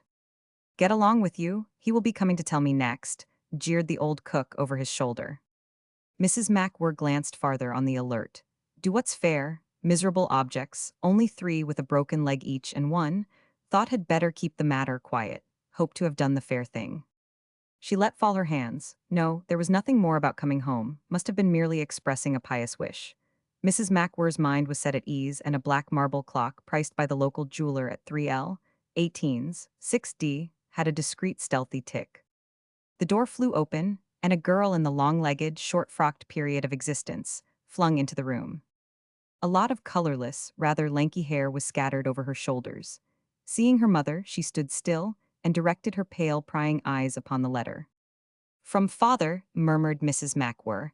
"What have you done with your ribbon?" The girl put her hands up to her head and pouted. "He's well," continued Mrs. MacWhirr languidly. "At least I think so, he never says." She had a little laugh. The girl's face expressed a wandering indifference, and Mrs. MacWhirr surveyed her with fond pride.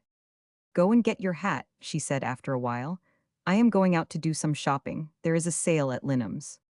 "Oh, how jolly," uttered the child impressively in unexpectedly grave, vibrating tones, and bounded out of the room. It was a fine afternoon, with a gray sky and dry sidewalks. Outside the draper's, Mrs. MacWhirr smiled upon a woman in a black mantle of generous proportions, armored in jet and crowned with flowers blooming falsely above a bilious matronly countenance. They broke into a swift little babble of greetings and exclamations both together, very hurried, as if the street were ready to yawn open and swallow all that pleasure before it could be expressed. Behind them, the high glass doors were kept on the swing. People couldn't pass, men stood aside waiting patiently, and Lydia was absorbed in poking the end of her parasol between the stone flags. Mrs. MacWhirr talked rapidly. "Thank you very much, he's not coming home yet. Of course it's very sad to have him away, but it's such a comfort to know he keeps so well." Mrs. MacWhirr drew breath. "The climate there agrees with him," she added, beamingly, as if poor MacWhirr had been away touring in China for the sake of his health. Neither was the chief engineer coming home yet. Mr. Rout knew too well the value of a good billet. "Solomon says wonders will never cease," cried Mrs. Rout joyously at the old lady in her armchair by the fire. Mr. Rout's mother moved slightly, her withered hands lying in black half-mittens on her lap.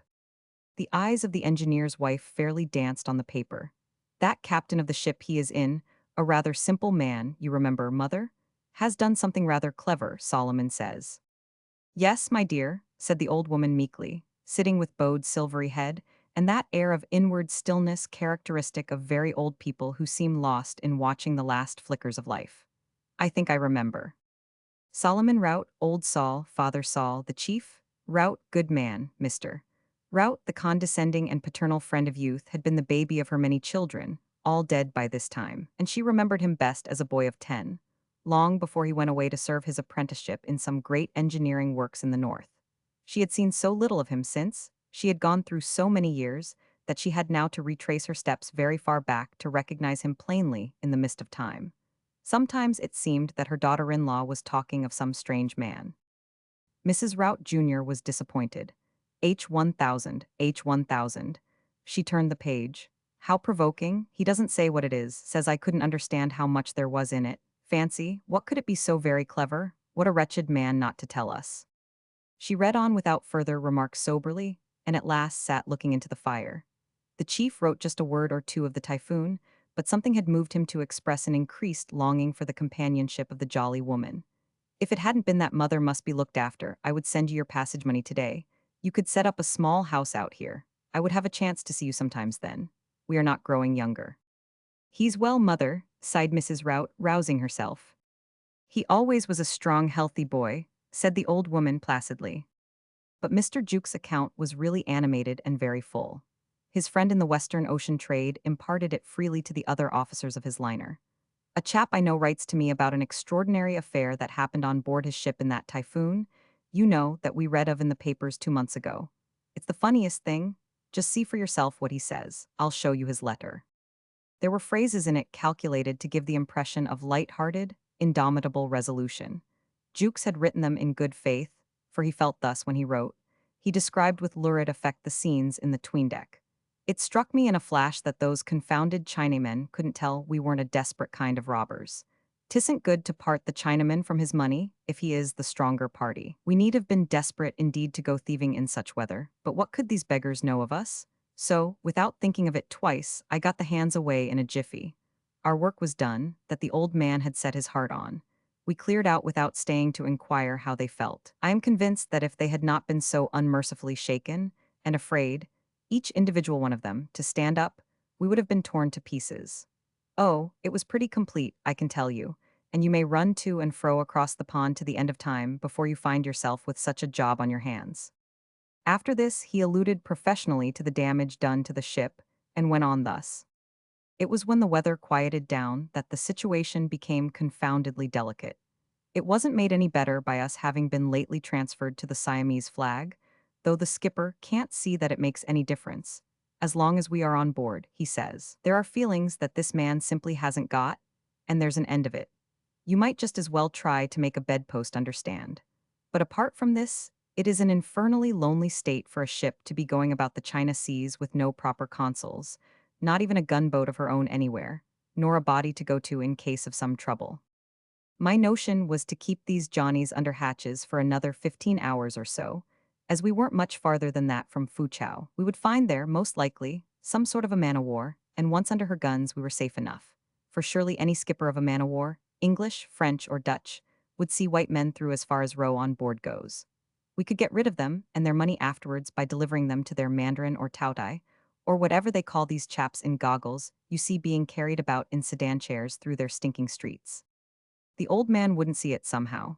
He wanted to keep the matter quiet. He got that notion into his head, and a steam windlass couldn't drag it out of him. He wanted as little fuss made as possible, for the sake of the ship's name and for the sake of the owners, for the sake of all concerned, says he, looking at me very hard. It made me angry hot.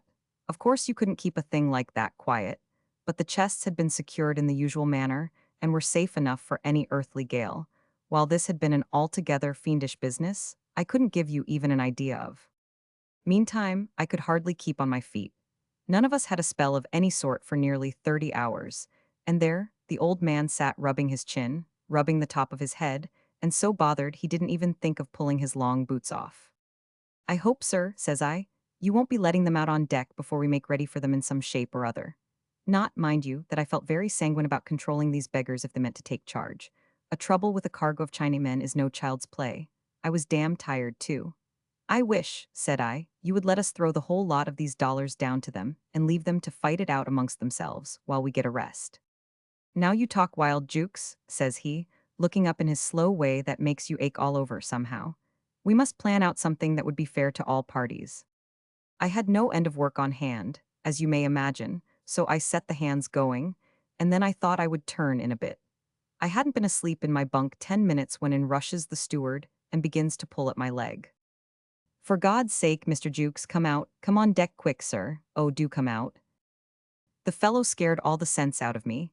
I didn't know what had happened, another hurricane or what, could hear no wind. The captain's letting them out. Oh, he is letting them out. Jump on deck, sir, and save us. The chief engineer has just run below for his revolver. That's what I understood the fool to say. However, Father Rout swears he went in there only to get a clean pocket handkerchief. Anyhow, I made one jump into my trousers and flew on deck aft. There was certainly a good deal of noise going on forward of the bridge. 4 of the hands with the boss were at work abaft. I passed up to them some of the rifles all the ships on the China coast carry in the cabin, and led them on the bridge. On the way I ran against old Saul, looking startled and sucking at an unlighted cigar. Come along, I shouted to him. We charged, the 7 of us, up to the chart room. All was over. There stood the old man with his sea boots still drawn up to the hips and in shirt sleeves, got warm thinking it out, I suppose. Bun Hin's dandy clerk at his elbow, as dirty as a sweep, was still green in the face. I could see directly I was in for something. "What the devil are these monkey tricks, Mr. Jukes?" asks the old man, as angry as ever he could be. I tell you frankly, it made me lose my tongue.